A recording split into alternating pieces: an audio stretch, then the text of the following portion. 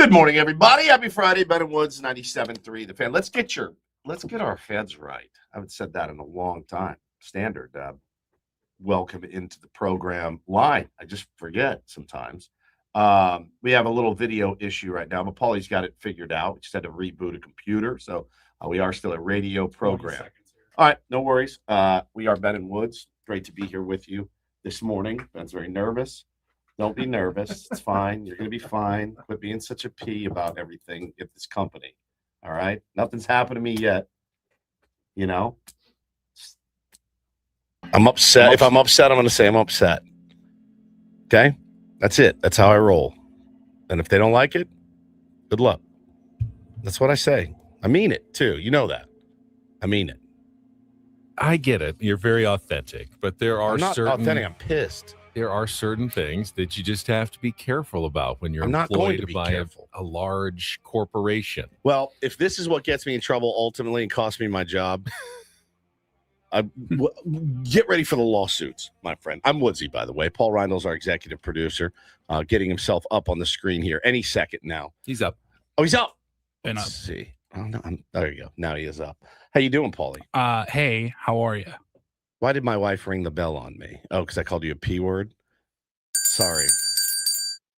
A ball sack. That's what I'm allowed to say. Ben Higgins is your friendly neighborhood sports anchor. Good morning, Benjamin. Good morning. Go ahead. The responsible one of the duo here. Well, or the soft one. I don't know which. I saw this news came out. Yeah, I immediately shared your outrage.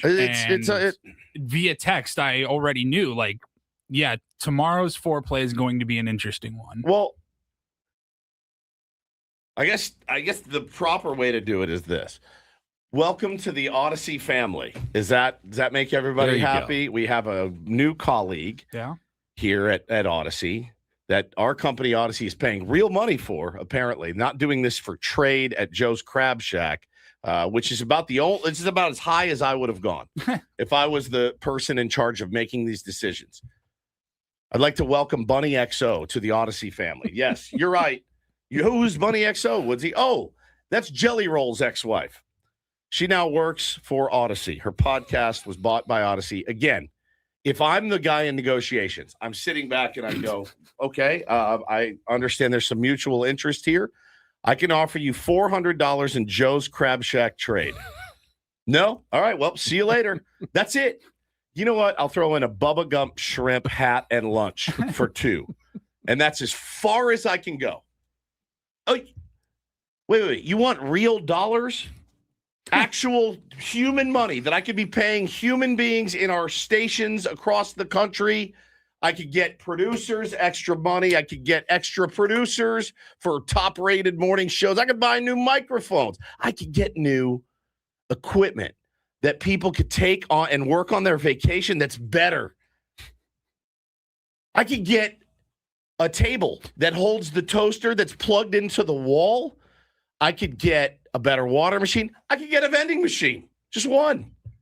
I could get all kinds of stuff that could help the guys the people, the rank and file of Odyssey every single day. But no. Because you used to bang Jelly Roll, here's a podcast and here's money that comes with it. So, yeah, I'm not super stoked this morning. And Ben goes, dude, please be careful. I go, for what? Why do I have to be careful? Because it was our CEO that made the announcement yesterday in a company-wide email. That I didn't know. I'm guessing she is probably pretty enthused about our new acquisition. That I didn't know. I did not know that. Okay, I did not know that it was an email. I didn't see that email. Not read the emails from the CEO of Odyssey. I saw a press release. That's what I saw. I didn't see any CEO email. Who did you think hired her? Well, I don't know. Not the CEO. This makes me feel worse. This makes me. I thought it was some. Hey, don't worry. I'm a content master. I know exactly what I'm doing. You thought it was Adam's boss, not Adam's boss's boss's boss. Honestly, I thought it happened in Odyssey Nashville or something, and she's going to be on the platform. I don't know. The CEO actually. Someone in the upper floors in Philadelphia right now. That makes it worse. There's this morning show host at some sports station in San Diego who all of a sudden is questioning your decisions, Madam CEO. Terry Jive says Steven Woods is on a roll. I am on a roll. I'm on a jelly roll. Okay, that's what I'm on right now. I saw this news and I went, because it's happened to us before. I mean, since we've been here, I can vividly recall like being in contract negotiations, going to my computer and be like, Odyssey has just signed the former cast of Who's the Boss to come in and for $4 million. Oh, good. Joey Pintaro is going to tell what it was like working with Tony Danza 30 years ago. And I just remember, I remember seething and being like, I'm in here fighting tooth and nail. I got people coming after me. I'm putting myself out there, and I got to go listen to Angela and Tony Danza talk about what it was like, in 83. And I just remember wanting to rip my shirt off. It's this, the way culture has become where your popularity is all that matters. And you can have a show, you can have a podcast, you can sign a deal like this. I mean, I remember hearing the first commercials. It was an Odyssey podcast when we got David Spade and David Carvey. Yes. Their new podcast. Well, it's not new anymore, but when it was new. Yep. And I like those guys, actually. They're fantastic. I don't know that I really wanted a podcast, but the whole promo was like, hey, what's up? It's me, David Spade. Yeah, we got a podcast, and I don't know. It should be pretty fun. Yeah. Not really sure what we're going to do on there, but we'll see you there. And you're just like, I feel like that's every celebrity podcast. Yeah. Hey, we're just going to see where this goes. Really excited to be here. This could be anything we want it to be. They do have a shocking lack of a plan sometimes. Every single one. Well, listen, to be fair, we did pull a clip from Bunny XO's right, well, we podcast. can be fair. I mean, we haven't really listened to it, so no. I'm sure there is an audience for it out there. Let's yeah. Let's see what we've got. Let's see. My husband is ready to date. He is reared and ready to go. He's all hopped up on testosterone, let me tell you. And he's ready to go. So he's even started dating, which is great. I love that. Do you? So his DMs are open. Go to freaking his Instagram, jellyroll615 if you don't know, and go send him a DM. Like, you guys don't be scared. Everybody go hit him up. Shoot your shot. Shoot your mother. Make it good. Shoot your shot. I will be the ex-wife. Okay. And we'll have a great time. Just got the Adam Hawk girl who just sits there. It's like her version of Adam Hawk. AJ Hawk. AJ Hawk, I'm sorry, that just sits there and doesn't say anything. Okay. The podcast is called Dumb Blonde.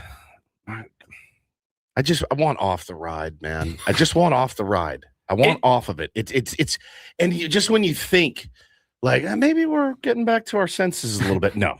Here comes Pat McAfee with his record. Here comes Bunny XO.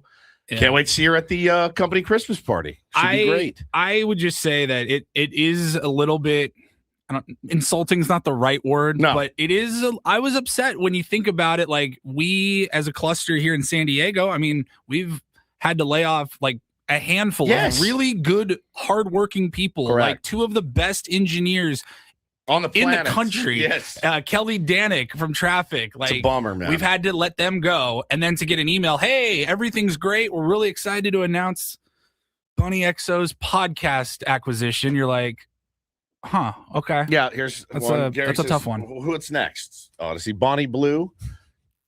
Welcome to the gangbang with Bonnie Blue. Look, forget it. So, look, I just had to get it off my chest. So hopefully she brings in a new demographic and audience that helps us make tons of money, and we can invest that money back in our local stations. Yeah. I think that's the overall plan, right? I guess. Well, welcome to the show. Welcome to the program. That's the Ben and Woods welcome. That's how we do it here on 97.3 The Fan. I'm sure Adam is livid. Probably knowing Adam. Well, hey, here's your shot. You can clip that and go ahead and send it to the CEO, and I'll be waiting for my pink slip or my phone call, whatever it is later. And, we'll see. But, man, it's just terrible. It's just a rough. Listen, this isn't even her fault. All of these. And I was joking about who's the boss, but not really. Like, it was. I wasn't sure. I thought maybe that was true. There was some. Do we not remember? There was some. Then again, if Alyssa Milano was one of our coworkers, I wouldn't hate that. That's true. But what was it? there was some. It wasn't. I don't think it was Who's the Boss, but there was something. There was very a show, similar and to I was that. like, you're right. I was like, who asked for this? Nobody needs. Like the cast of Home Improvement reunites, or it was so bad, and they paid money, like real American money for it, and really sucked. It really, really sucked. So, and it didn't last. That's the other thing. When is she going to run out of steam? These podcasts all seem like a great idea for a while. That you get all hot and bothered, you get all fired up. I got a podcast. Would that last 6 episodes? For real. You can only take a viral sensation or being fame adjacent. You can only take it so far. Well, it's not like Bunny XO was a country music DJ for 10 years, and she met Jelly Roll at a press appearance or something like that. Yeah. She doesn't have like this background in broadcasting. It's not like you're not bringing in an accomplished broadcaster. It's just tough. It's in an industry where you're constantly going, I hope we're making the right decisions, right? Like constantly. Our whole lives are hope the doors are open. Well, we've been through it, man. We have PTSD like crazy because the plug was pulled because people didn't pay their bills. So we showed up to work. We're like, we're not actually a radio station anymore, and we're not going to be. So you constantly lay in bed at night going, is this going to be a sustainable? Oh, what a word for the day, actually. Is this going to be sustainable for our industry? And you question it. You come in, you do the best job you can. But then you see news like this, it makes you want to rip your hair out. Your bleached blonde hair. Makes you want to rip it from your head. So just had to get it off my chest. I mean, sports does it all the time. Like, you've never spoken into a microphone, but you played football or you played baseball or basketball. So we're going to put you in the #1 booth for a year and just see how it goes. Sometimes it does work. Sometimes it works. Some people can do it. Other people, they really struggle. Yeah, dude, it's really, really, really tough. Really tough scene. So I'm not, I'm just, it's par for the course. This is just the latest one. And it's not just Odyssey, by the way. The dudes across the street, man, they had that guy from The Bachelor the guy with your name, Ben Higgins, was doing a podcast. Nice guy, really nice guy, but paying that guy 150 times what you, Ben Higgins, I know, because I got his checks accidentally. Yeah. That is right. That was like 12 years ago. Yeah, that's the thing. Those are the things that make me nuts. Abby Marley turns 8 years old today. That's Gary in the chat, his daughter. So shout out to Abby Marley. You're not going to get that from Bunny XO. I'll tell you that right now. No, you're not. Happy birthday, Abby. I want to thank everybody in the chat who chimed in this morning, like Dub J. Ben, great job in the Epic Wings Roundtable and the anchor desk last night. Excellent. Mr. Versatile. Grazion, Ben quarterbacking on the roundtable. Elite content, so smooth. Appreciate that. Are we only reading comments that fillet us? Sarah, or are we not? Ben is the man. I don't know how he does it all. Thank you, everybody. I really appreciate it. That Paul must have a huge wiener. He is so hot. Never seen a piece like that. I love those. Keep those comments rolling, guys. Yes, thank you very much. But I do have to come clean. Things don't always go as perfectly as I would like. Yeah. And now I'm fortunate because I was anchoring last night. But we do pre-record some of the things on Channel 10. And I am so glad that we were pre-recording the open to our 4 p.m. newscast, and it wasn't live. Okay, so this was recorded. This was recorded, but the recording existed, and Paulie got his hands on it. So this was as bad as it's ever been for me. The first story was That's about a bold statement. Was about the license plate reading flock cameras that are around San Diego, which are controversial, and there were protesters yesterday. And for some reason, are those the ones that are on top of the street lights? I was going to ask you guys this week, why am I reading all these controversies? Is it like red light cameras, or is it something different? No, they just they read your license plates, and then they send that data to basically law enforcement, who can then quickly scan it and see if there are any outstanding like warrants. Oh, without seeing you, or without seeing you or anything. They just know exactly where you are. Like, we're looking for him. They've got a warrant. He's driving around. Go get him. How do they go get her? Oh, is it random? No, it picks up every car. It picks up your car too. So there are a few hundred of these around San Diego. So if you've got a car, is that new? Registered, fairly new. Yeah. Okay. Yeah. I was like, and it's expensive. They're paying like millions of dollars to this company for this program. Now, the positive benefits. And I got mad for hiring Bunny XO. We're spending our money on our tax dollars on this. But they've also like recover stolen cars really quickly. Like you call and report your car stolen. Like these cameras go, we already got it. We found them. We got them. All right. So that's good. You know, they have, I believe, like kidnapped children they found, quickly with the license plate reader. So there's absolutely a benefit to it, but there's also a big privacy concern. You have obviously people who are worried about misuse. You've had in other cities, like officers stalk their exes using this data that they got access to. So it's both useful and potentially problematic, making it for the perfect news story. I believe that they call that a slippery slope. Correct. Yeah. So this was me trying to do that story. Flock cameras are back in the spotlight in San Diego. Today, protesters calling for the city to pull the plug on the technology. This comes amid concerns about privacy and potential misuse by law enforcement. The cameras are primarily used to capture and track license plates. Those plates are logged into a database police can search in order to find suspects connected to a crime. The group, ICE out of San Diego, is demanding the removal of the cameras. They argue the cameras create privacy risks and Flock cameras are back in the spotlight in San Diego. You got to start from the top. We have to always start from the top. There's no like editing on these. Oh, you were so close. Yeah, so close. They argue the cameras. The first one right here. Yeah, I've edited them now. And Ricks. What'd you get so nervous about? Flock cameras are back in the spotlight in San Diego. They argue the cameras create privacy risks and disproportionately impact vulnerable. Oh, dude. Vulnerable. That's a mouthful. I probably do. Vulnerable. Vulnerable. Rewind it. No. Oh, no, more. Keep more. Keeps going. Do this. Vulnerable. No. Flock cameras are back in the spotlight in San Diego. They argue the cameras create privacy risks and disproportionately impact vulnerable communities. One process. Oh, you can hear it. He's losing it. That's Megan. And how many people are watching? I can say protesters. There's just like two people in the Never booth had so much trouble with one story. All right, take 4 or 5. Oh my God. By the way, flock cameras are back in the news. I just stood there for like 8 minutes trying to read the same story over and over. Listen, again. and once you biff it once or twice, you're done. You're done for. Like you're absolutely done for. You're like, I'm not getting this. Vulnerable. Can you pull just flock cameras?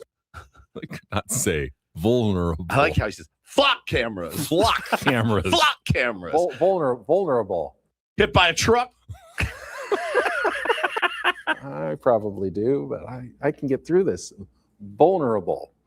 No. No. No. You're so good. Yeah, that's how smooth your beloved vulnerable Ben Higgins is. Rick's the first one.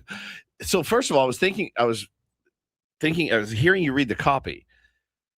That was not the world's easiest copy. I know it was a disproportionate risk of vulnerability. I'm like, whoa, dude, settle down. Flock cameras. Thoreau, what is happening? Like it was very disproportionately vulnerable. The cameras are primarily used to capture and track license plates. Those plates are logged into a database police can search in order to find. There's a lot of S's. Yes, a lot of S's. I can hear like databases searching. The group ICE out of San Diego is demanding the removal of the cameras. They argue the cameras create privacy risks and privacy risks. They argue the cameras create privacy risks and Ricks. What is Ricks? Just losing it. Privacy risks. A lot of S's in there. I could listen. It's not just you, by the way. Flubs are like my favorite thing of all time. Like verbal on the news, on the radio, whatever. Or like somebody tripping and falling. It's obviously a big player in my home. Now, me choking to death was a huge player. Vulnerable. Vulnerable. If this was live, I've got to plow through. Obviously, You you just can't fight start through over. it. You got to fight through it. Do you ever can you acknowledge? Can you be like, oh, risks involved, or do they want you to just risks? They want me to do the opposite of what you want me to do. Really? They want me to kind of just plow through like I didn't make a mistake. You mean they don't have like a producer that just turns on their microphone in the middle of your segment? San Diego is demanding the removal of the cameras. They argue the cameras create privacy risks and disport. Hey, Ben, what's a risk? What is a risk, Benny? By the way, Kimberly Hunt's just like, what is a risk, Benny? Ben, what is That's legendary. That would be actually really funny if you guys all just embrace the flubs and like if Megan Perry was like Mud and Don. Hey, I don't want to be too vulnerable here as I do the weather. Like that would be hilarious. Hey, if you're going outside, there's a big heat risk outside. It's going to be very hot, and you may be vulnerable to sunburn. That's so excellent. Well, thank you for bringing those in. And good news is I will want cameras anchoring again tonight. So good. And usually by Friday, long week Friday at the end, there's a massive potential for flubs at the end of my week. Absolutely. So. Well, let's we'll take a break now, and we should talk about what's kind of the biggest story on Twitter yesterday. Certainly, I know I got in the mix a little bit. Got a lot of reaction. Let's see. Rob says the show that's on before you guys mentioned me in a segment this morning. Great. Can't wait to hear what that is. That Drake Toll. Yeah, Drake Toll mentioned you. I didn't hear it. I didn't hear it. I wonder what he said. All right, we will talk about what the controversy involving that team up north that Woodsy stepped into on social media yesterday, calling out some of the biggest names in our game in baseball journalism as well. We'll get to that. We'll set the menu for the Friday edition of Ben and Woods. We are broadcasting live from our Bill House studios. We know how on San Diego's #1 sports station, 97.3 The Fan. First, though, no athlete gets to the highest level alone. There's always a coach, always a strategy. Retirement shouldn't be any different. Trying to navigate market swings, inflation, and healthcare costs on your own can be overwhelming. You know, there are a lot of risks out there, especially involved with everything changing so fast. That's where Trajan Wealth comes in. TRAJANwealth.com. Their fiduciary advisors take the time to understand your goals, your risk tolerance, and your timeline. They're independent, so they're not locked into one product or one approach.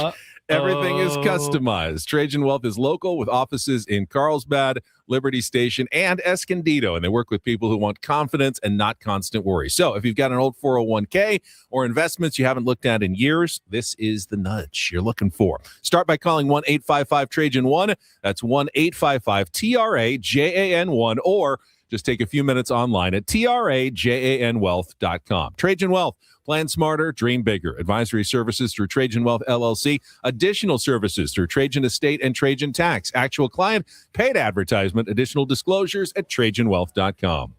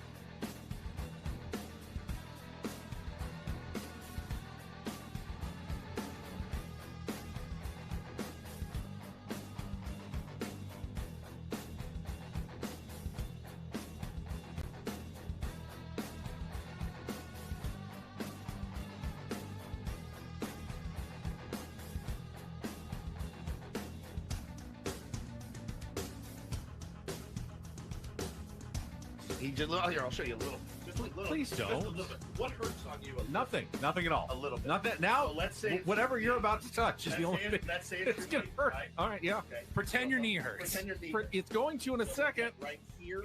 Oh, that is not pleasant. Hey, player, this is all yours. This room with this view. This speakeasy with this cocktail. Hey, could you make that too? The spa with this. Ah. And this pool on this roof. This is all for you.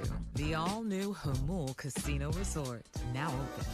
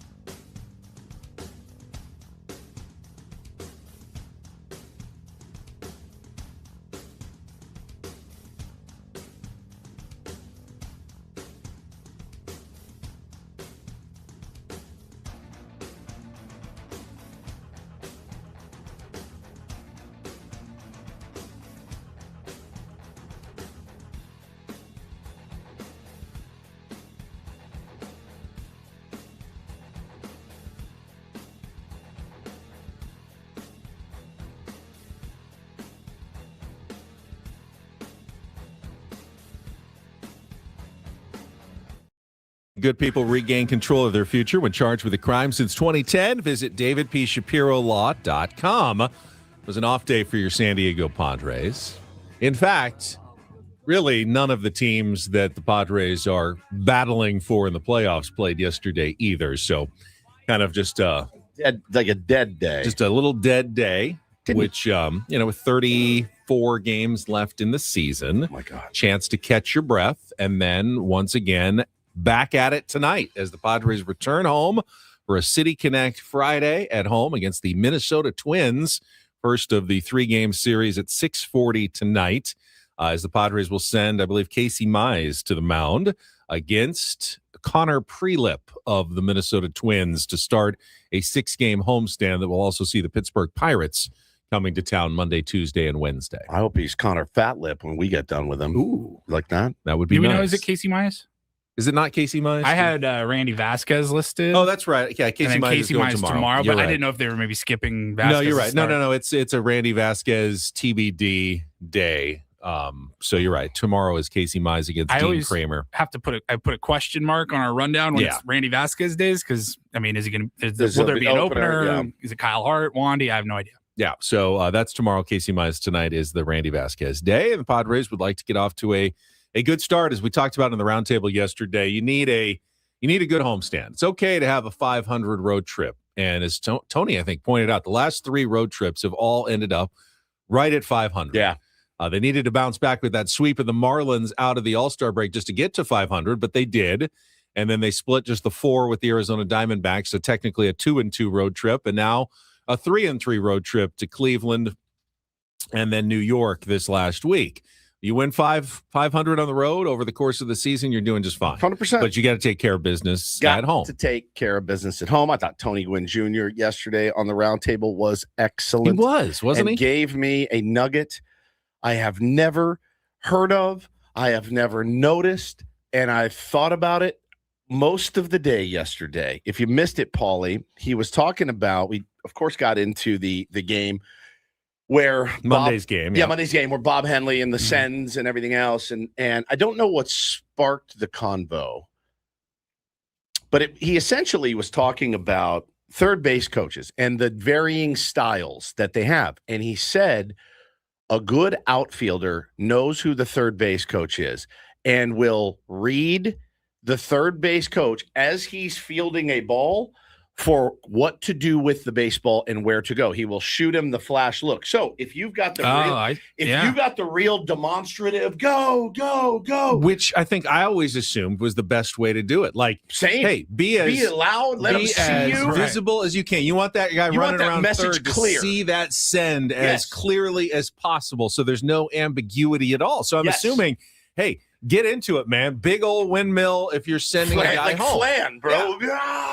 Versus just like holding it to your chest and go. So he's he said that Bob Henley's style is one, and he does this intentionally where he's like, just with your finger, like a little finger, just like a tiny little, just so that if it means a 1 second hesitation, a 1 second brain freeze of where am I going? Am I for sure going home? Doesn't look like he's going home. Maybe I can get this dude at second. Maybe he throws to the wrong guy, the wrong base. We see it happen all the time in baseball. Guys throw to the wrong base. But I listened to that from Tony Gwynn Jr. and my head was like exploded. That's interesting from the outfielder's perspective, of course. Because I would have just thought, I think we all would have just thought, oh, okay, let's say I'm playing right field, runner on second. Like I'm heading at least towards my cutoff. Yeah, right? my first baseman. And then he's either going to catch it or it's going to go through and there's a play at the plate. But like that's up to the first baseman to decide. I would never even have thought to look at the third base coach. Tony says it's obvious. It's obviously something that the good outfielders have the ability to do. And maybe it does. Maybe that's why they get distracted sometimes. And they, because you do see it. You see it at all levels. The head comes up before the ball is caught to throw because you're anticipating a move. But the good outfielders, Paulie, on a hit out to the outfield, he is looking at third and he's like, I see nothing. He's not sending this guy. And maybe you get one half step, maybe you get one extra beat and you get that run. And I just thought it was so cool and so inside baseball that I just go, it's unbelievable. Now, it doesn't work at any level really other than the big leagues and maybe college because if I'm teaching my 8-year-old, shoot a flash look to the third base coach, and then they're like, no, they have no idea. Get the ball, hit your cutoff man. That's all I need you to do, and then we'll figure it out from there. But at that level, it's just another thing that I had no idea. Those little inside baseball, the little tricks and little nuggets is my favorite. I know it's a movie, but I was immediately thinking, as you were explaining that story, I started thinking about Field of Dreams when he's explaining the little, like, look how Shoeless Joe, he's already backpedaling because he can see the angle of the bat and he already knows, all right, this is probably coming this way and stuff like that. 100%. The little reads and tricks. I couldn't get enough of it. And then we talked about, he did such a great job too on the broadcast Monday of talking about Robert Stock and the pretty incredible advantage he was getting by not being engaged with the rubber. So for those that don't know, there's the pitching, what does Mud call it? The pitcher's plate. And you have to be against the rubber. Your foot's got to be engaged with it. So Bob Stock was way out in front of it and he was getting the funkiest angle and nobody was calling him on it except for Souza, Toddy. Everyone's going, hey man, like his foot's got to be engaged. And we just saw this with, I want to say it was Zach Wheeler got called out for it as well. He also is gives it like the little nudge in front. Now, literally, remember the Carter Caps controversy where he would hop, he would do a hop one step and then throw from like a foot in front of the rubber, and they were letting him get away with it for a while. It was like we can't tell if he's breaking any rules.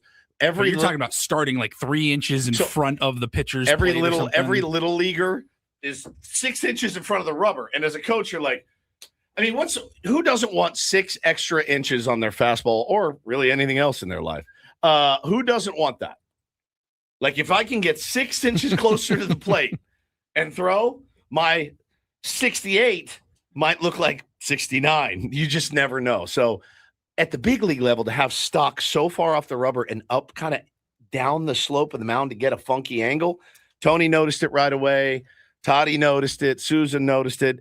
It was great having him on there to give those. He knows every one of those little inside tips, man. Like from his dad. His dad was probably like, "Hey, watch what this guy does with his glove. That means he's going to do this." I mean, I can't get enough of it. So it's also a reminder about just the insane number of things like the coaching staff has to be on the lookout for in the course of a major league game to point that out. If the umpires aren't noticing, then the other team is like, "Hey, you got to call it on this guy." And Tony even mentioned like when there was nobody on base, the umpires are far away. Like they're standing on the outfield grass, so they can't really see where the pitcher's foot is exactly in relation to the pitcher's rubber. But then when someone's on base and they're up tight, Stock would move back and make sure that they could see that he was in conformity with the rules. It's so really good, man. They are always looking for the tiniest, most subtle edges that they can find. And the fact that they get them, is the one that makes you go, all right. And it's actually kind of defeating because I never really pick up anything like that. I never really have. I think I got one guy's tell in my whole life. You know what he did? He still struck me out. That means he's going to throw a splitter. I can't hit a splitter. Well, maybe don't swing at it. Like even when just guessing a pitch is that alone is hard enough. And when you're like up to bat, you're like, all right, 1, 2, I'm thinking curveball. And he throws a curveball and you hit it. You're like, I feel really good about that. Look at me. But as far as picking up like signs and tells and stuff like that, it's so hard, man. So bad. There's a different breed of baseball player, and I'm not it, and he is, and that's why it's nice to have him on there for things like that. But I think the obviously a big series. They're all big series. Ben, who do the Diamondbacks have? Reds. The Diamondbacks are playing. Check your notes. Probably in your notes. I had it in my notes. I know you did. I do. Because you did it on the round table. D-backs are hosting the Reds and then the Cubs, and the Phillies are hosting the Cardinals, then visit the Mariners this week. So yeah, that's what we'll be looking forward to, trying to find a way to beat, what's his name? Connor Prelip. Get him tonight. So. All right, here's let's set the menu for the program. First, baseball coverage on 97.3 The Fan is presented by Xfinity. Score the most reliable Wi-Fi. One price, 5 years, guaranteed. Xfinity, imagine that. 7 o'clock hour after we have our Don't Do This segment, we will be joined by Darren Smith, our friend from the Padres Friar Territory podcast, as well as our SDFC broadcaster who's got a game tomorrow night at Snapdragon Stadium against the Colorado Rapids coming to town. So we'll talk baseball and soccer with Darren. And then in our 8 o'clock hour, after we play Take on Woods, it is the SDCCU Management Report. It's not big bank banking. It is better. We will be joined by Padres General Manager Josh Stein, updating on everything post-trade deadline, injuries, the new draft picks in the minor leagues. We'll talk with Steiner coming up at 8:40 this morning. And then how Joe Musgrove is doing. I mean, Woodsy already kind of broke the news yesterday. According to his sources, they're targeting the Pittsburgh Pirates series. Says my source. Which would likely mean Wednesday, I would think, for Joe's return to the mound. Now, that's always up in the air based on how he feels. Gotta throw well in whatever his next assignment is, presumably tonight, either for AAA El Paso or AA San Antonio. But if he comes through that, then you would think he'd be on track to throw Wednesday on the big league level for the first time in nearly 2 years. But we'll ask Josh Stein, where's Joe at? Where is he going to be tonight? And what's the plan going forward? That is coming up at 8:40, 9 o'clock hour, Reindl Report. We also just had a big announcement from the San Diego Seals that we can get into as well in our 9 o'clock hour, and then get you ready for the series against the Minnesota Twins. Just give you guys a little update on our yesterday guest that went dark on us. That was Eno Saris, and he's fine. He's fine. He was sick. He said sick as a dog. Texted me about an hour after the show ended, and he goes, "I am so sorry. I'm sick as a dog." I said, "Dude, all good. We'll catch you next week. Yeah, rest bro. up, take your time." And he actually did text me. He goes, "I could probably do tomorrow." And I go, "Well, I'm not going to plan for that or bother you about it because you're sick. Like, if you wake up and you're like, I feel 100% better, I'd love to come on, text me. But other than that, we'll catch him next Thursday." Yeah, fair enough. For sure. And no, please do not lump Eno into the other terrified journalists that are afraid to write about the Dodger scandal. I got an email yesterday that said, "Man, this is getting weird, Woodsy. I saw your tweet." So yesterday, and it is weird. I'm sorry. If you, a Dodger fan, hears this and you get pissy, you have to admit. Okay, let's set the stage on where we are in the baseball season. Exciting time in the baseball season? Not exciting time in the baseball season. Exciting time. Pennant, how many games left? 34. 3 of the biggest names in the sport of baseball. Ken Rosenthal hadn't tweeted in a week. Let's talk about this tweet that got nearly 2,000 likes, Woods. That's it's got some traction and may have even sparked some action from one of the 3 that you mentioned. We'll talk about it right after a quick check of traffic here on 97.3 The Fan. From the 97.3 The Fan Traffic Center, here's your latest traffic update. San Diego heading to the airport, no delays on the 5 for you. And then 805 northbound National City from 54. Your conditions look good so far this morning. With your San Diego traffic, I'm Fonseca. Okay, we are back. That was easy. Thank you, Fawn. Is that one name? Is he like a one-name traffic artist like Cher? Or is his name Fonseca. like Fonseca? Because every time he says, I'm like, Vaughn, and then he says, Fawn. Fonseca. Not sure. I don't know. He's not in the building, so I have no idea. I don't know where he is. He could be in Davenport, Iowa. I have no earthly idea. So I do know Bunny XO has a podcast, though. I know that. Here's what Woods tweeted yesterday. Maybe something happens. Maybe it doesn't. But you can't deny that it's incredibly weird that Ken and Jeff and Bob, tweets about the Dodgers more than their beat writers, have not said a single word about anything related to the latest financial scandal. And even in MLB. Even more strange, Ken Rosenthal's last tweet, you guys, period, was on August 15th, which, by the way, is when all this stuff broke. Ken Rosenthal. Maybe he's on summer vacation. In the middle of a pennant race? I hope he took his equipment. Dude, I was at the Four Seasons. There was a firewall. I couldn't do anything. Bro. Yeah, I was like, well, maybe he's not super active. He's very active. August 14th, August 13th, it was a Dodger story. August 11th, August 10th. So yeah, August, definitely active. August 14th, he is at Dodger Stadium. August 13th, he is doing a Friar Territory with Alana Rizzo. I mean, you couldn't be more in bed with this team. Then August 15th, he tweets out the picture of his bow tie, and that he has gone radio silent since then. Okay, so nothing from one of the top baseball writers on the. Tell me that's not weird. And does it even feel tinfoil hat at all, or is that just weird? No, that's weird. It's weird. So then Passan sent out a couple of transactional moves. Kate Anderson, my beloved, getting called up by the Seattle Mariners. It's about time. That's really it. He's talking about some transactions that have happened to Ketel Marte, but nothing about the Dodgers. Nothing. And again, I saw Dodger fans saying, well, they're not financial writers, guys. They don't have all of the information. Okay, fine. I've seen both of these cats, both of them, when the Padres news broke of they had to take out a loan to cover their payroll, or they're selling the team. Like, you couldn't have been more on it. When Steve Cohen, all of the troubles that the Mets had gotten into before he took over, they were speaking on financial issues as if they worked on Wall Street. Every day it was a Steve Cohen story, or it was a Peter Seidler story. Every day. Now nothing. Zero. I'm not saying they're all in a room together going, what do we say? Let's get together. Tell us what to say, Andrew and Mark and Freddie Freeman and Mookie Betts. I don't think that's happening. It's odd. It's extremely odd that the biggest baseball writers in the world are like, oh, it's just, We spent years telling you how great, smart, savvy, and sustainable this is. Years. We jammed it down your throat. In fact, I have a DM from Jeff Passan from spring training a couple of years ago chastising me for getting mad at it. Remember that? I've got it. I read it yesterday, and I went, well, this aged well. Telling me that I don't understand, and he does, and do some research, all of that. Guys, it's weird. I don't care what you say. I don't care who you root for. If you're a Cubs fan, you think this is weird. If you're a Dodger fan, you should think this is weird. It's weird.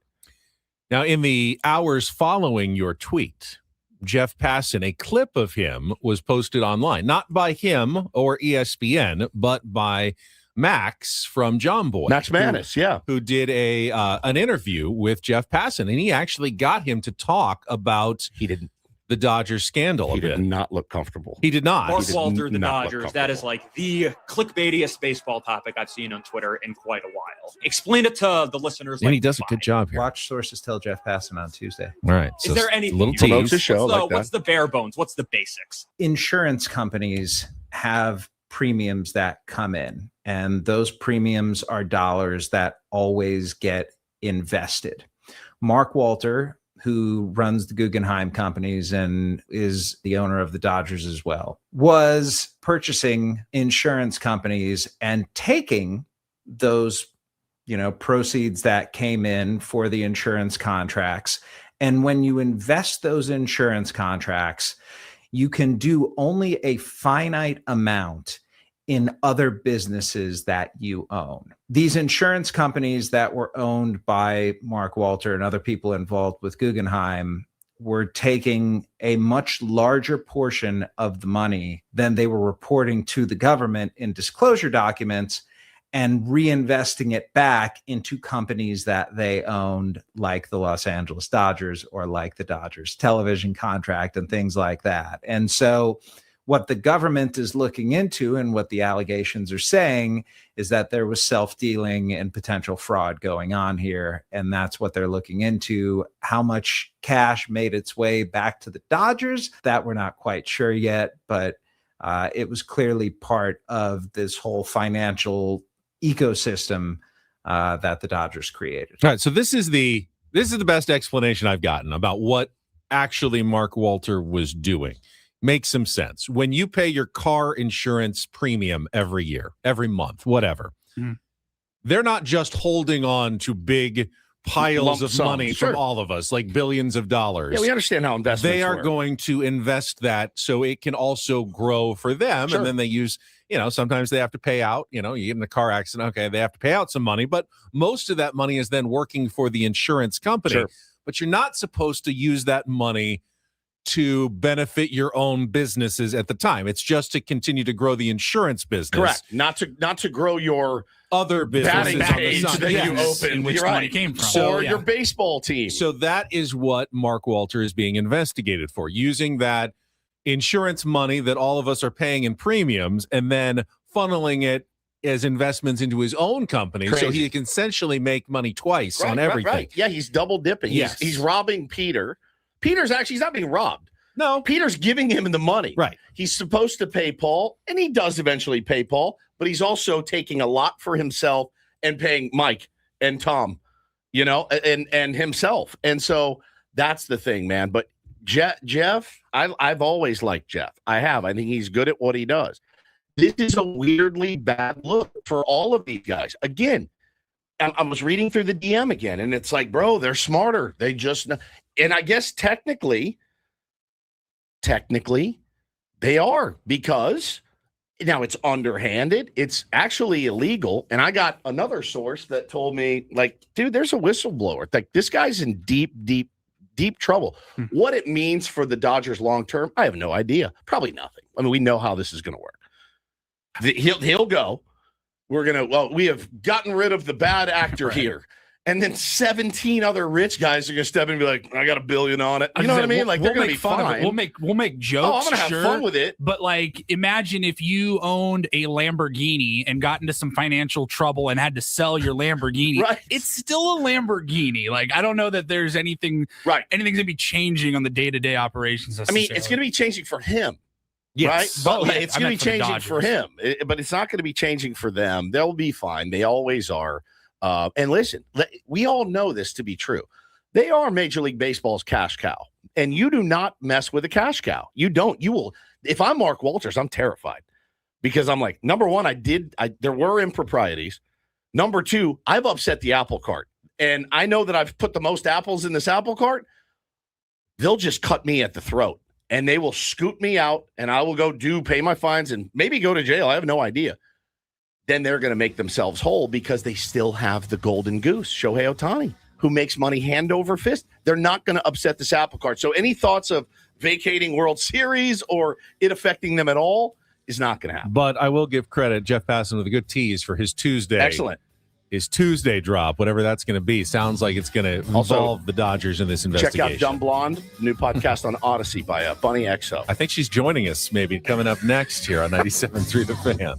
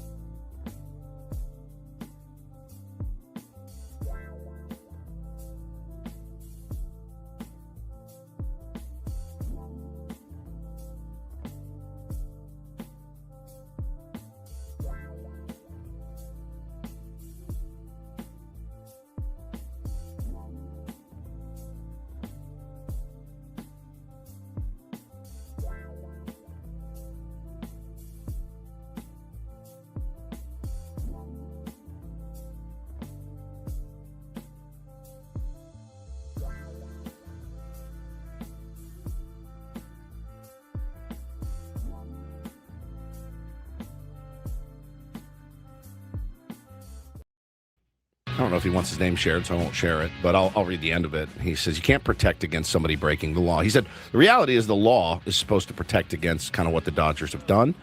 And he declared much less than is the actual number. Mark Walter, not Walters. He says, Major League Baseball can, if they want to, decide this type of money coming into baseball is not good for it because of moral risk. I'll reference the FanDuel signs on the walls of stadiums that would lead you to believe that they're going to be just fine with it. I think also, I mean, honestly, and it sucks to put it on one player, but Shohei Ohtani is really a big part of this, where you cannot upset the money It's exactly why Bud Selig turned a completely blind eye to steroids in baseball. Baseball was dying. It was on life support. And then guys come up and they're hitting 600-foot home runs, 40 to 50 of them a year, and the game is back. And chicks dig the long ball. And, oh, my God, look at these guys. They look like Olympic athletes and not baseball players, and they're freaks.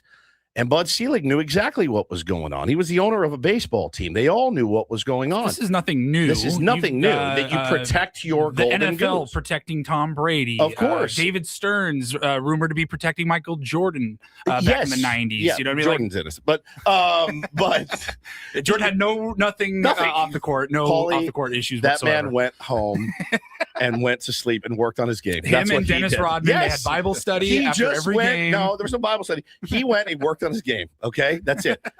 These rumors of casinos and whatnot, all unfounded. All right, but no, the amount of money he brings in internationally and the eyes that he gets on the game, it's inherently a great thing, and it's a great thing for baseball. So, of course, and I'm not, again, Shohei Ohtani is a great thing for baseball, regardless of what team he's on, right? I mean, coupled with the fact that the way that they have chosen now to do business and win and get all the eyes of Japan and Asia on U.S. baseball, the endorsements. So I don't know. I'll acknowledge the Dodgers have made much better use of Shohei Ohtani than the Angels did. His star has gotten brighter. Ever did. Correct. But I don't think that goes away if Shohei Ohtani goes to another team. And by the way, that is a possible outcome here. Do you find that odd? Even though he signed the long contract, there is a clause that if the Dodgers are sold,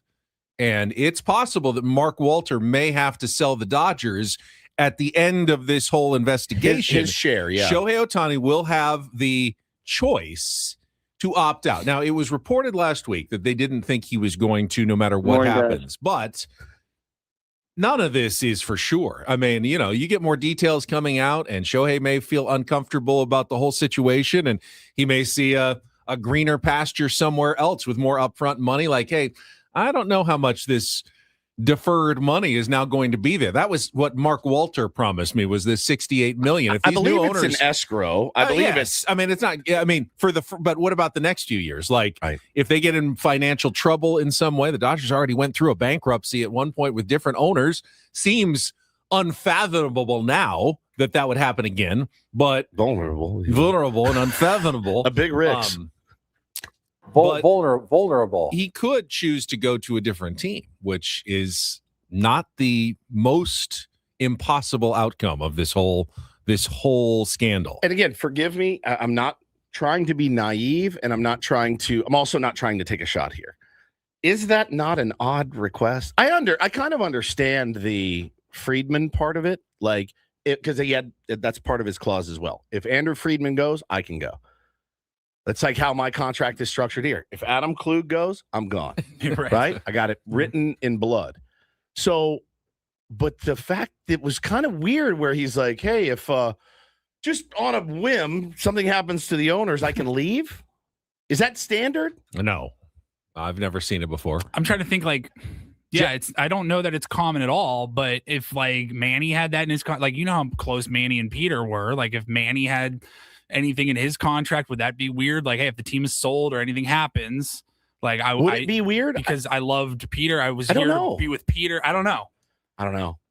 It's very, and again, it does bring up the cottage industry, or the standard story in the industry was This is the cool thing about Shohei is this was his idea. He came, and I have it in the DM from Jeff. He gave this offer to the Blue Jays and the Angels and the whoever else. They all could have done this. And I now, when I see some of these improprieties come out, I go, I don't know that I necessarily believe that's true, that he came in and pitched it and said, guys, I got a great idea. Pay me $1 and then pay me, millions and millions later because we want to build a great team here. I just don't know that I buy it anymore. I don't know that it was his idea. I believe it in that Shohei, if he's smart, which sounds like at least, how smart could he be? Didn't he lose $14 million? If I'm to believe all that he wants me to believe. You haven't noticed this? I've had your ATM card for 6 months, and I've been Paulie and I've been pulling money out to buy baseball cards. Someone around him knows enough to monetize Shohei Ohtani. Yeah. He's making, by the way, he's probably making over $100 million a year right now in endorsements. Easy.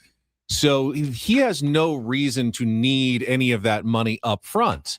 And knowing that it allows the Dodgers to then do whatever they want to try to create a winner. We know what they've been doing. That only increases Shohei's brand. Like, hey, the thing that I need the most is to play in the World Series every year. Yep. And I will make more by doing that than I will by getting the money now from the Dodgers. And by the way, I'll still get that money eventually. And more than I would have just by being patient. So he's making money now. He's making money in the future. Yeah. It was actually a genius deal by Shohei Ohtani. And see, I got Jeff Passan telling me in my DMs that it was a terrible deal for Shohei Ohtani. Terrible. He said it's terrible for the player. It's terrible. It's quote. I'm not going to publish his DM. I think it's a genius deal by Shohei Ohtani. I can show it to you. Or whoever negotiated for him, knowing how much he can make by being on a prominent Dodgers World Series winning team, that it just opens the cash faucets around the world, especially in Japan. And then, basically the $68 million that he's going to get for a decade, that's just like a 401k, basically. Like that's extra retirement money, but I got plenty now. I got plenty in the future.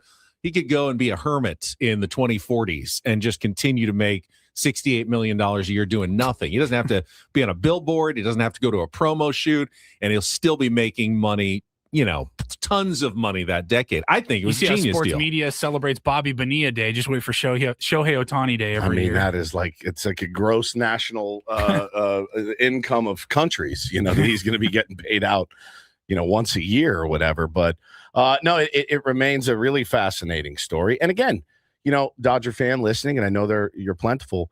I heard you call. I heard you making fun of our sick owner, our dead owner, our loan, the poverty franchise, all of it.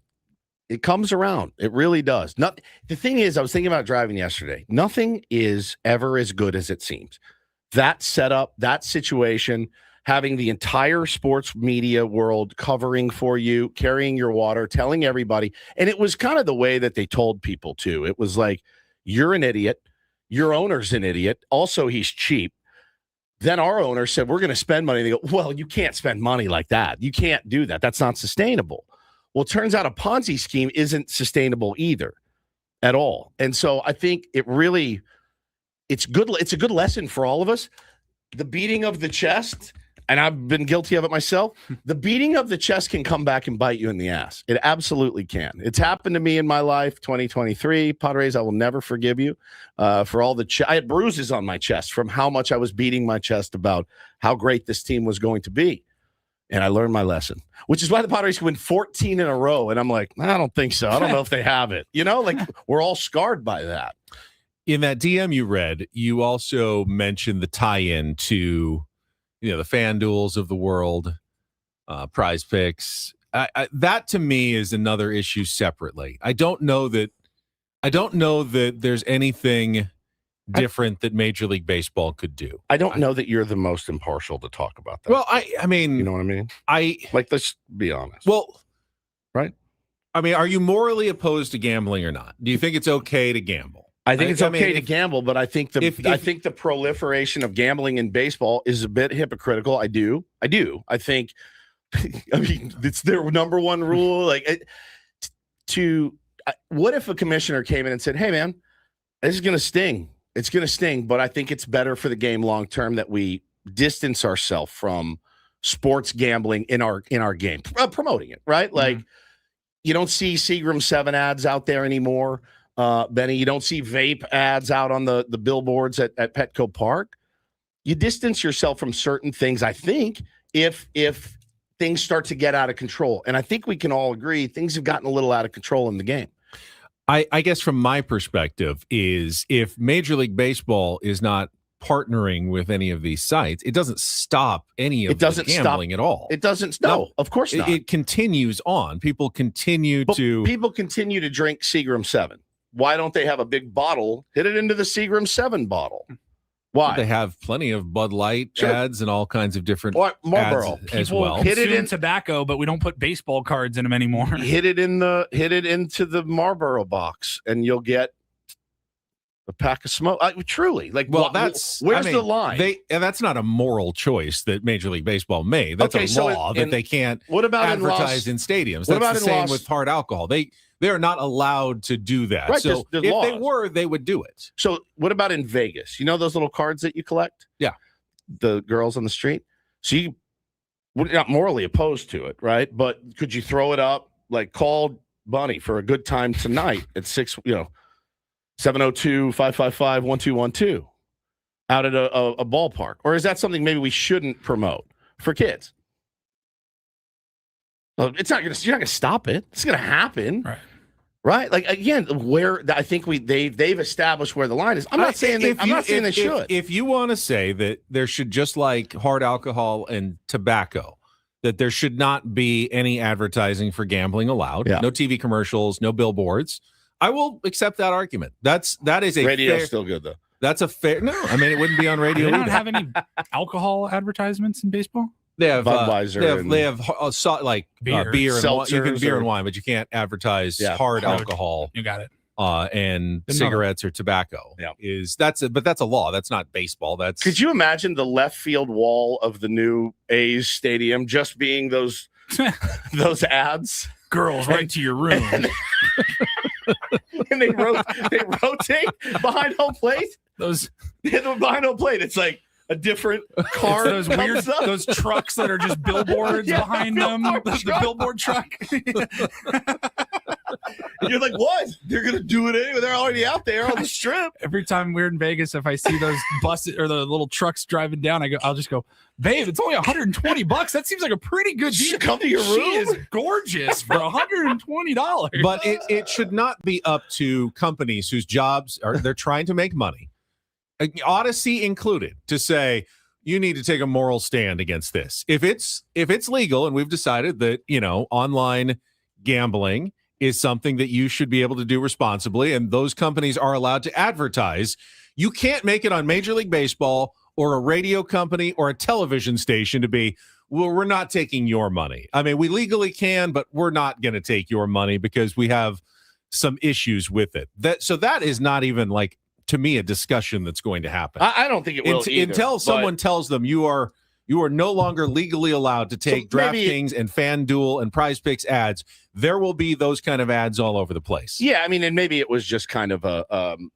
straw man argument at the end of his original point about, listen, if I had to guess how baseball will react to this and what they will do to their cash cow, my guess is they will protect them because, as you've now seen, betting is now legal around the ballpark or whatever. And so, yeah, I think maybe doesn't hold the most weight, but it certainly is something to think about. And, there have been commissioners, Ben, in their time that came in and said, this game needs to be cleaned up, whether it be from illicit drugs. There was the cocaine craze of the 80s. They had to come in and clean that stuff up. Then there was the PED, the 80s, then now, the money. If you've got the owner of the world's biggest franchise potentially under under investigation for a Ponzi scheme, and you already have another owner, I think, that was involved in a Ponzi scheme before. Yeah, I think there could be a commissioner that comes in and says, all right, we gave you guys the golden goose. You blew it. We're cleaning this thing up. I'd be in favor of it to get this garbage out. Let's get a little update on a more wholesome baseball story here before we get to Don't Do This. Yesterday was supposed to be the day that Sweetwater Valley Little League began play at the Little League World Series, as well as the team from Tijuana. Both of those games were rained out. And I don't think they played at all yesterday. It was just a washout completely in Williamsport. So both games have been rescheduled for today. In fact, the team from Tijuana already underway. They play early game, and they are up 5-0 in the top of the fourth inning against Sydney, Australia in their opener.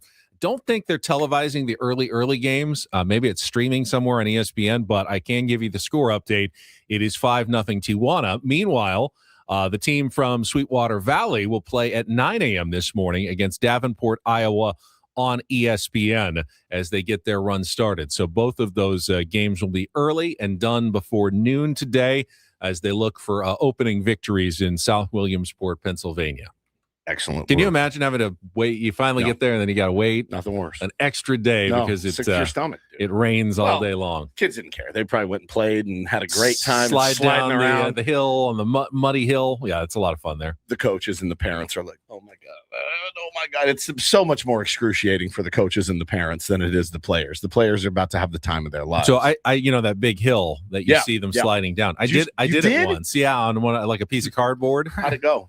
So it was not rainy at all. It was very dry. Save that. And I was I really couldn't get the momentum going. So it was kind of like I had to keep pushing myself down the hill. So it wasn't really fun. So it wasn't fun at all for more me. Like scooting. Yeah, I was just kind of scooching all the way down the hill. Obviously, you're supposed to dive headlong onto it. But I was a little more cautious in my approach. You were portlier then. And a little bit portlier. And it was at the end of the tournament after the whole thing was over. Yeah. It's like everyone was clearing out. We had already done our live shots. Oh, they didn't get this for the news? They did not get this for the news. Okay. This was just we'll just give it a try. Yeah, just for my own edification. Yeah. And it was like scooch. This is super fun. Like a dog on carpet. Yeah, like a dog on carpet. Like a water slide with no water going down it. It happened to me in Hawaii. I went down on one of the early runs of the day and got stuck halfway through. I was like, there's nothing worse than being stuck in the middle of the water slide. With little kids coming hauling ass behind you. You're like, oh God. I was like, wear one in the back. It's the worst, man. The worst.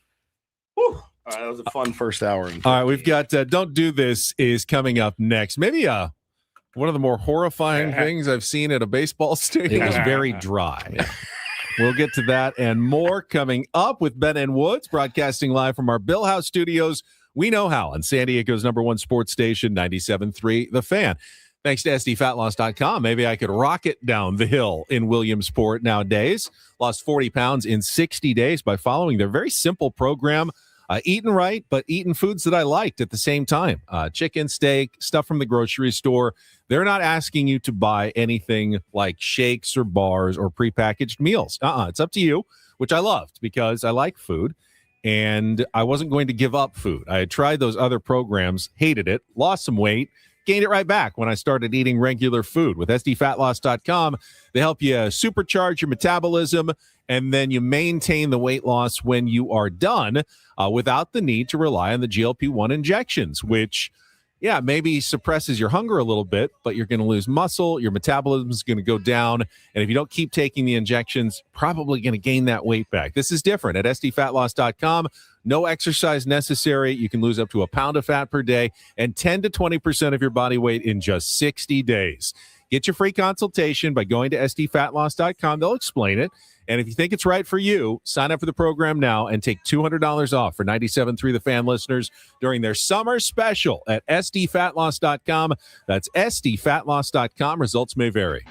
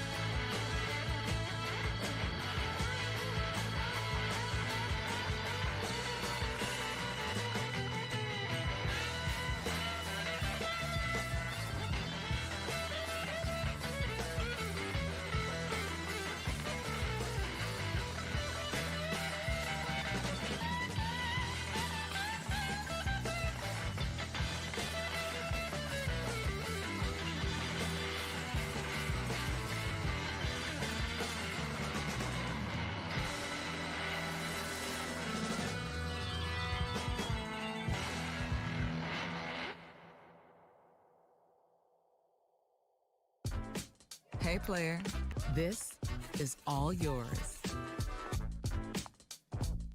This room with this view. This speakeasy with this cocktail.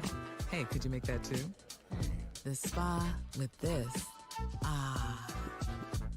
And this pool on this roof. This is all for you. The all-new Hamul Casino Resort, now open.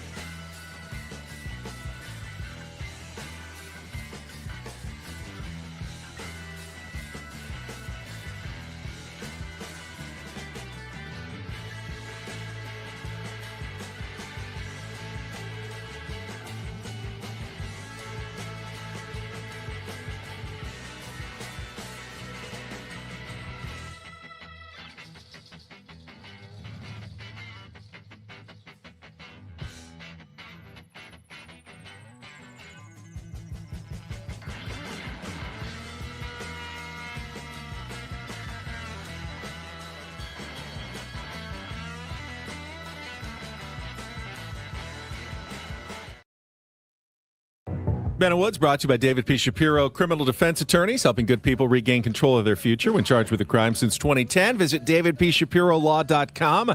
Darren Smith will join us coming up just after the bottom of the hour. First, though, I will kick things off for DDT today with one of the more horrifying things I've seen at a baseball game. Now, this was Citi Field. I don't know if the video was taken during the Padres series or before it and posted during the Padres series.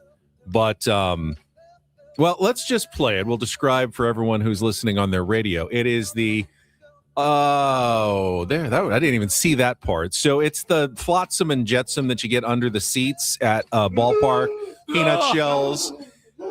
And there's a little hand that just creeps out of this hole. It's a raccoon, and it's trying to grab shells and peanuts. Shells. I can't believe that the person who's sitting there is not, like, running away. Like, the feet are there. They see it. It's there. Oh, they're into it. They like put a hot dog down the... They're shoveling. They're shoveling stuff down the hole, and the raccoon is just gobbling. He loves it. So, but the hand... It's the hand. The hand looks like something from a horror movie coming out. I thought it was AI. You know how they do bits in baseball games now where they have, like... Remember that we all tuned into a game and there were people like sitting there in the same, remember some movie? It was a marketing thing. I thought this was AI for because Halloween's right around the corner. I was like, oh, cool. The man that lives under the stadium is coming out. And I'm going to see it probably because there's a man that lives under there and he reaches up and he has a creepy death hand. I think almost every stadium has an issue of some sort with critters. Rodents and critters. That make it their home, but that one was particularly horrifying. If you were a bird or a rodent, you come back in your next life. Where are you hanging out? Yeah. Ballpark. It's pretty close. Petco Park. You can do a lot worse than Petco Park. Yeah. Good weather. Good food. Plenty of food. Plenty of wasteful food. There's people waste their food. Though, because, they're going to want to exterminate you if they find you. So you can't really feel comfortable at all moments. There's a restaurant, though, I've eaten at a couple times in Point Loma. I think it's called Point Loma Fish Company. Does that sound right? Point Loma Seafood? Maybe. It's right there on the water. Yeah. Good. You walk in and it's amazing. It's great. 85,000 birds. We sat outside one time. The guy next to us, the seagull swooped right down, grabbed the dude's oysters or whatever and just split, and everything goes flying. So it is. I mean, Oracle Park, like after a day game is over, it's like a Hitchcock movie. That's right. With the birds that come in and just are absolutely love that place. Vicious going after all the leftovers. I love both of those places, Oracle Park and that restaurant is phenomenal. But you have to eat like you're covering your test in school. I've had the experience. I think told about it a couple of times. Golf course squirrels have gotten so aggressive. Like they will jump in open your bag. Yeah. They find your like golf bag and look for snacks. Like they will unzip zippers and like start going in and rifling through your stuff to see what they can find. You leave like a sandwich in the cart, Snickers, it's gone. Yeah. And they know. They know where to go to. It's always after the turn. So they all live like on the 10th green and the 11th tee where they know you'll have the squirrel community. Food in your cart and you're leaving to go putt. And then you come back and you go, what happened? Where's my hot dog? Where's my hot dog? It's gone. No, they got me. They know exactly where to go. They got me at Twin Oaks one time. They got took my hot dog and some chips that were in the thing, and I was like, and it's already after the turn, so you can't go back and get more. They know. They wait after the turn for all the snack eaters on the golf course. Absolutely brilliant. All right, so I've got an update to a Don't Do This story we did earlier in the week. Ketel Marte, it has taken some twists and turns, the Ketel Marte situation over the week, but I think it's all resolved now again. Placed on the restricted list when he did not show up for a game. Now he has been sent back to Arizona. He got an injection in his left knee for inflammation. They hope he can return from the injured list in the 10 days, the minimum 10 days. But what really spurred it, like they were, I'm going to give them a lot of credit. They were as upfront with this as they could have been. Mike Hazen the next day went on a radio show, talked about it. Tori Lavullo was obviously like, they're not going to share every detail of what's going on mentally with Ketel Marte. I don't think he is 100%, in the right headspace to finish the season. I think it was also, it's fair to say it was strange that all the reporting on Monday or whatever that was, hey, he's missing. We don't know where he is. And then all of a sudden, guys, his knee's bothering. He's back in Arizona. That was weird. Kind of weird. Certainly. But there's obviously this has happened before where he feels the need to run, and it happened. His house got broken into. So anyway, as caring as the Diamondbacks have been, though, and up front, did you see Derek Hall, the president of the team yesterday, said, "Hey, he owes us both an explanation and an apology." Well, I think before there's any thought of him returning to the team, and I do think that was resolved because they all sat down, got in a room as. It's what usually works. You get in a room, you hash it out, and that I think it's going to be okay at this point. They're saying we went in there, we talked about the situation, and it's a personal issue still. We're gonna keep it private, but we're all on the same page now. He's gonna get the shot, and we're good to go. So it's I guess a good update. But yeah, man, I root for Ketel Marte if he's going through something. I hope he comes out better on the other side. Finally, do this. DD mega doo-doo. And I must say, I smiled when I saw this story in the UT, and I did get a statement from John Seidler. But a lot of our friends who work for the San Diego Padres are about to have a very good day because it was reported yesterday that when the sale is officially recorded, which should happen in the next couple of days, and all the wire transfers from Juanza Jones and Jose E. Feliciano go to the old owners who are selling their shares, that some of that money is being set aside by some of the Seidler family and some of the other people who are selling their shares in the Padres to pay bonuses for every full and part-time employee of the San Diego Padres. So I think that's fantastic.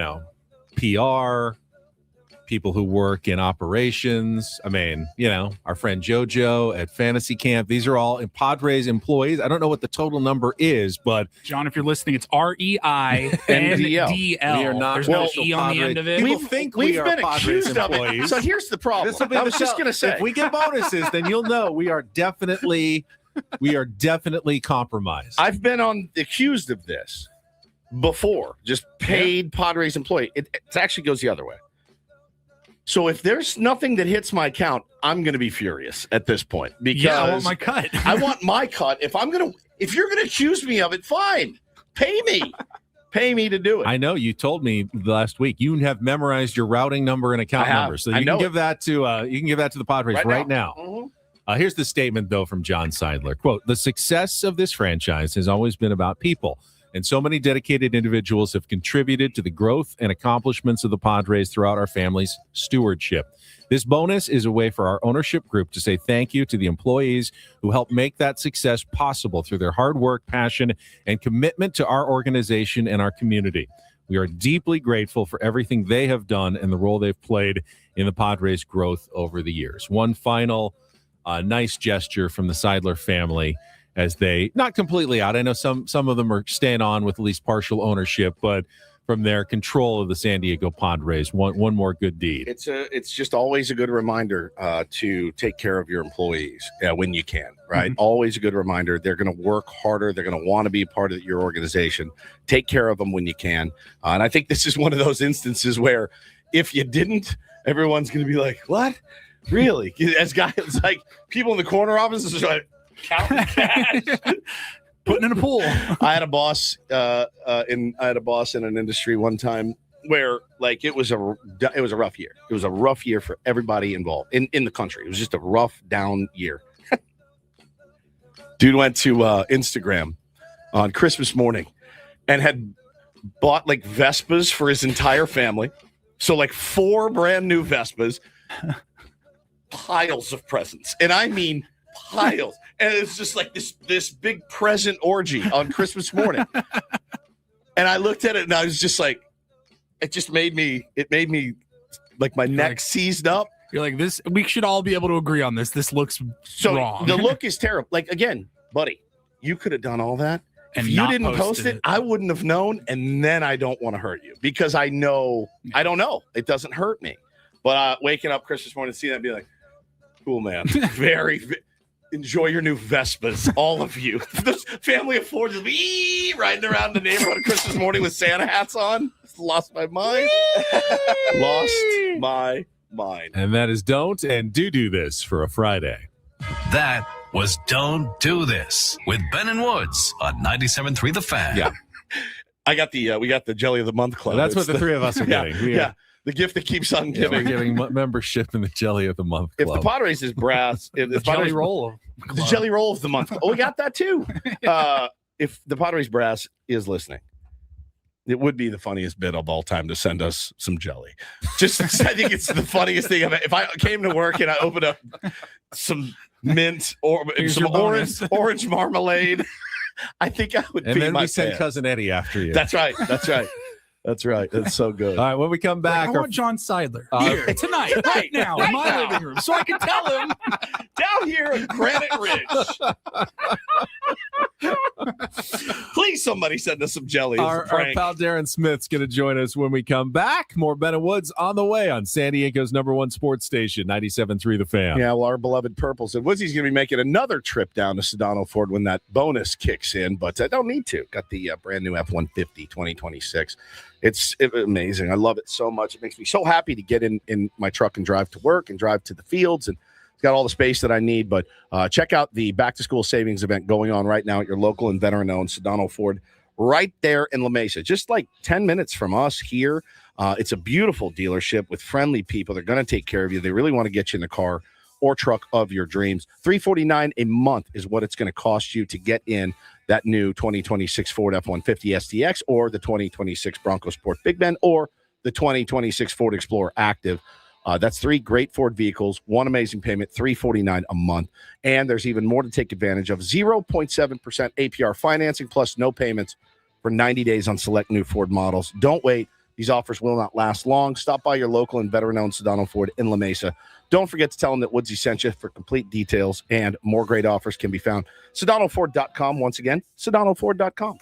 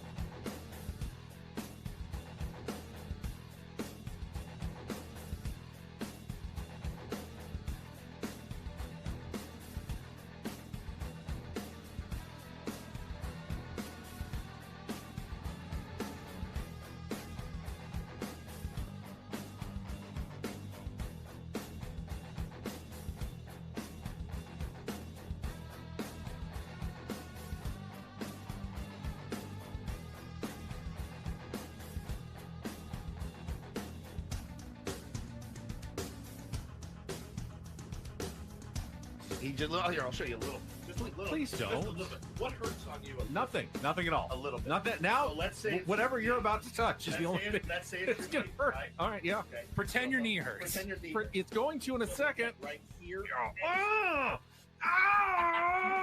That is not pleasant. Hey, player, this is all yours. This room with this view. This speakeasy with this cocktail. Hey, could you make that too? The spa with this. Ah. And this pool on this roof. This is all for you. The all-new Hamul Casino Resort, now open.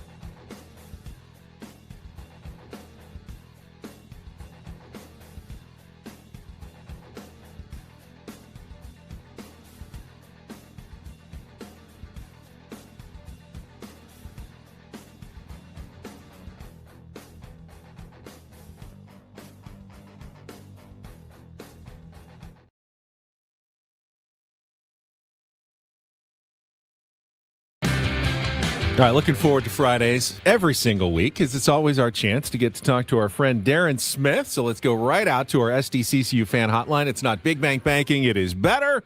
One of the voices of SDFC, also the host of the Friar Territory podcast, is with us. Good morning, Darren. How's your week?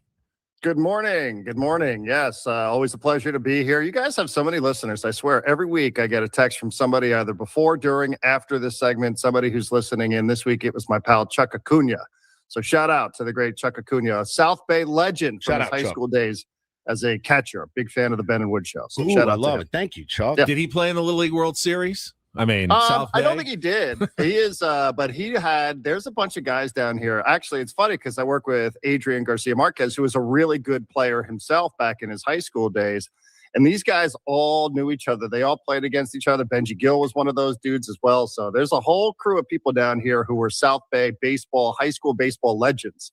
Adrian's right in the middle of that group as well. I love that, man. And it's a different.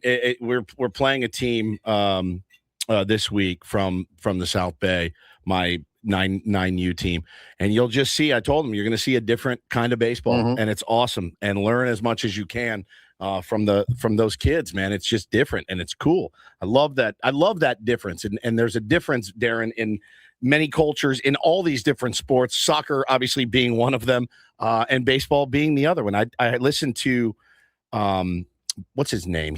Bob Kendrick was on the Behind the Smoke or All the Smoke podcast, and he was talking about the cultural explosion and how the games were all played the same game but played differently, and I love that about sports. By the way, great podcast. They've so really good. They leaned crush in. it. They have a new baseball channel they crush it. specifically, and their baseball stuff is just as good as any of their other content. I couldn't recommend it. It's excellent. Yeah, I mean, for a those. podcast that was just like a bunch of former NBA guys getting high and telling stories, it's turned into really one of the great media success stories out there. It's so good. It's so good. And the way that he tells the story of like the Latino players, the way that they played, the Afro-Latino players, the way that they played, and then the African-Americans and how they played the game as opposed to the white people, how they played the game, how it all come together. Soccer's a lot like that too. Yeah.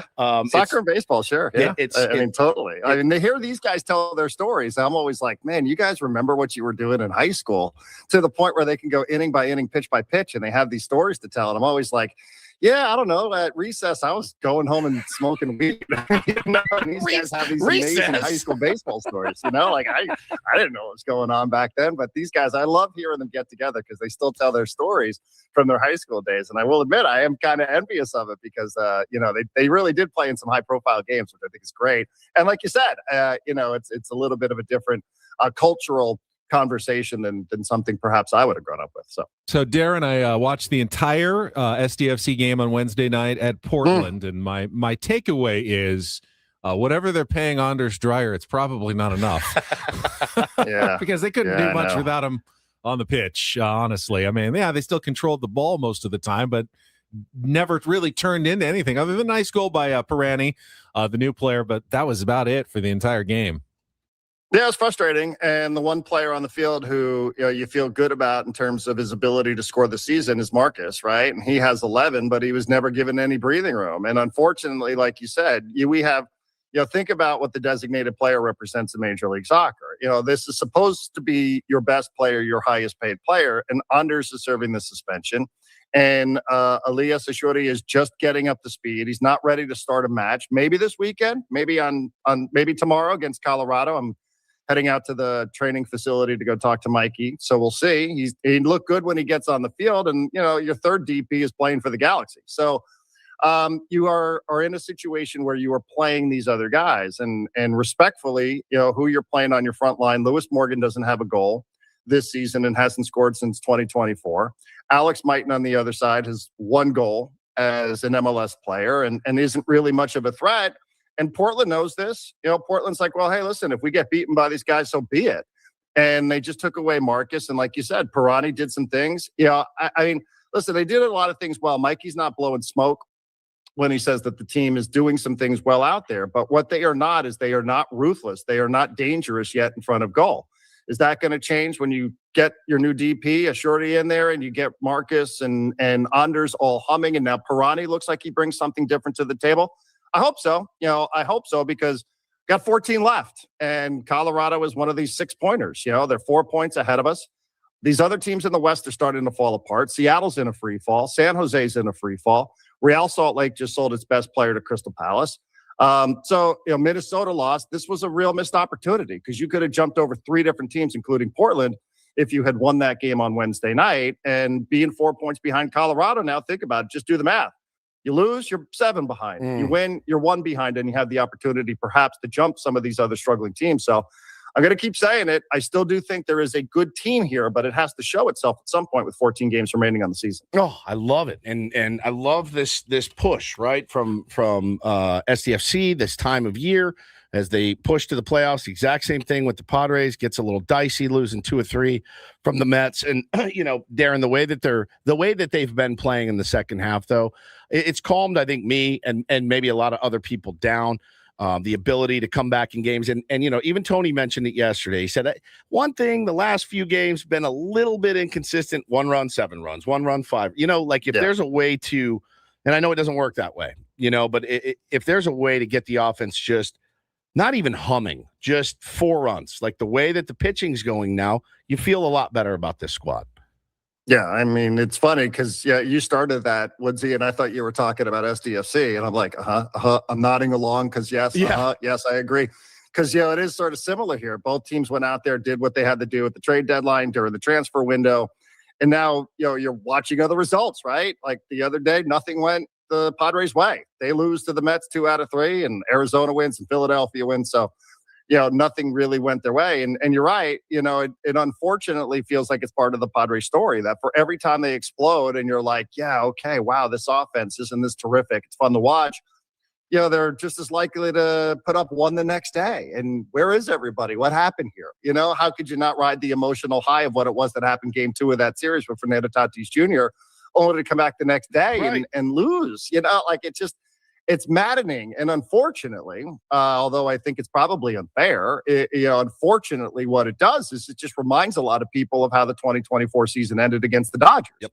When you're just cruising and you feel really good and you feel like you get through the Dodgers, and man, this is a team that might be going to the World Series.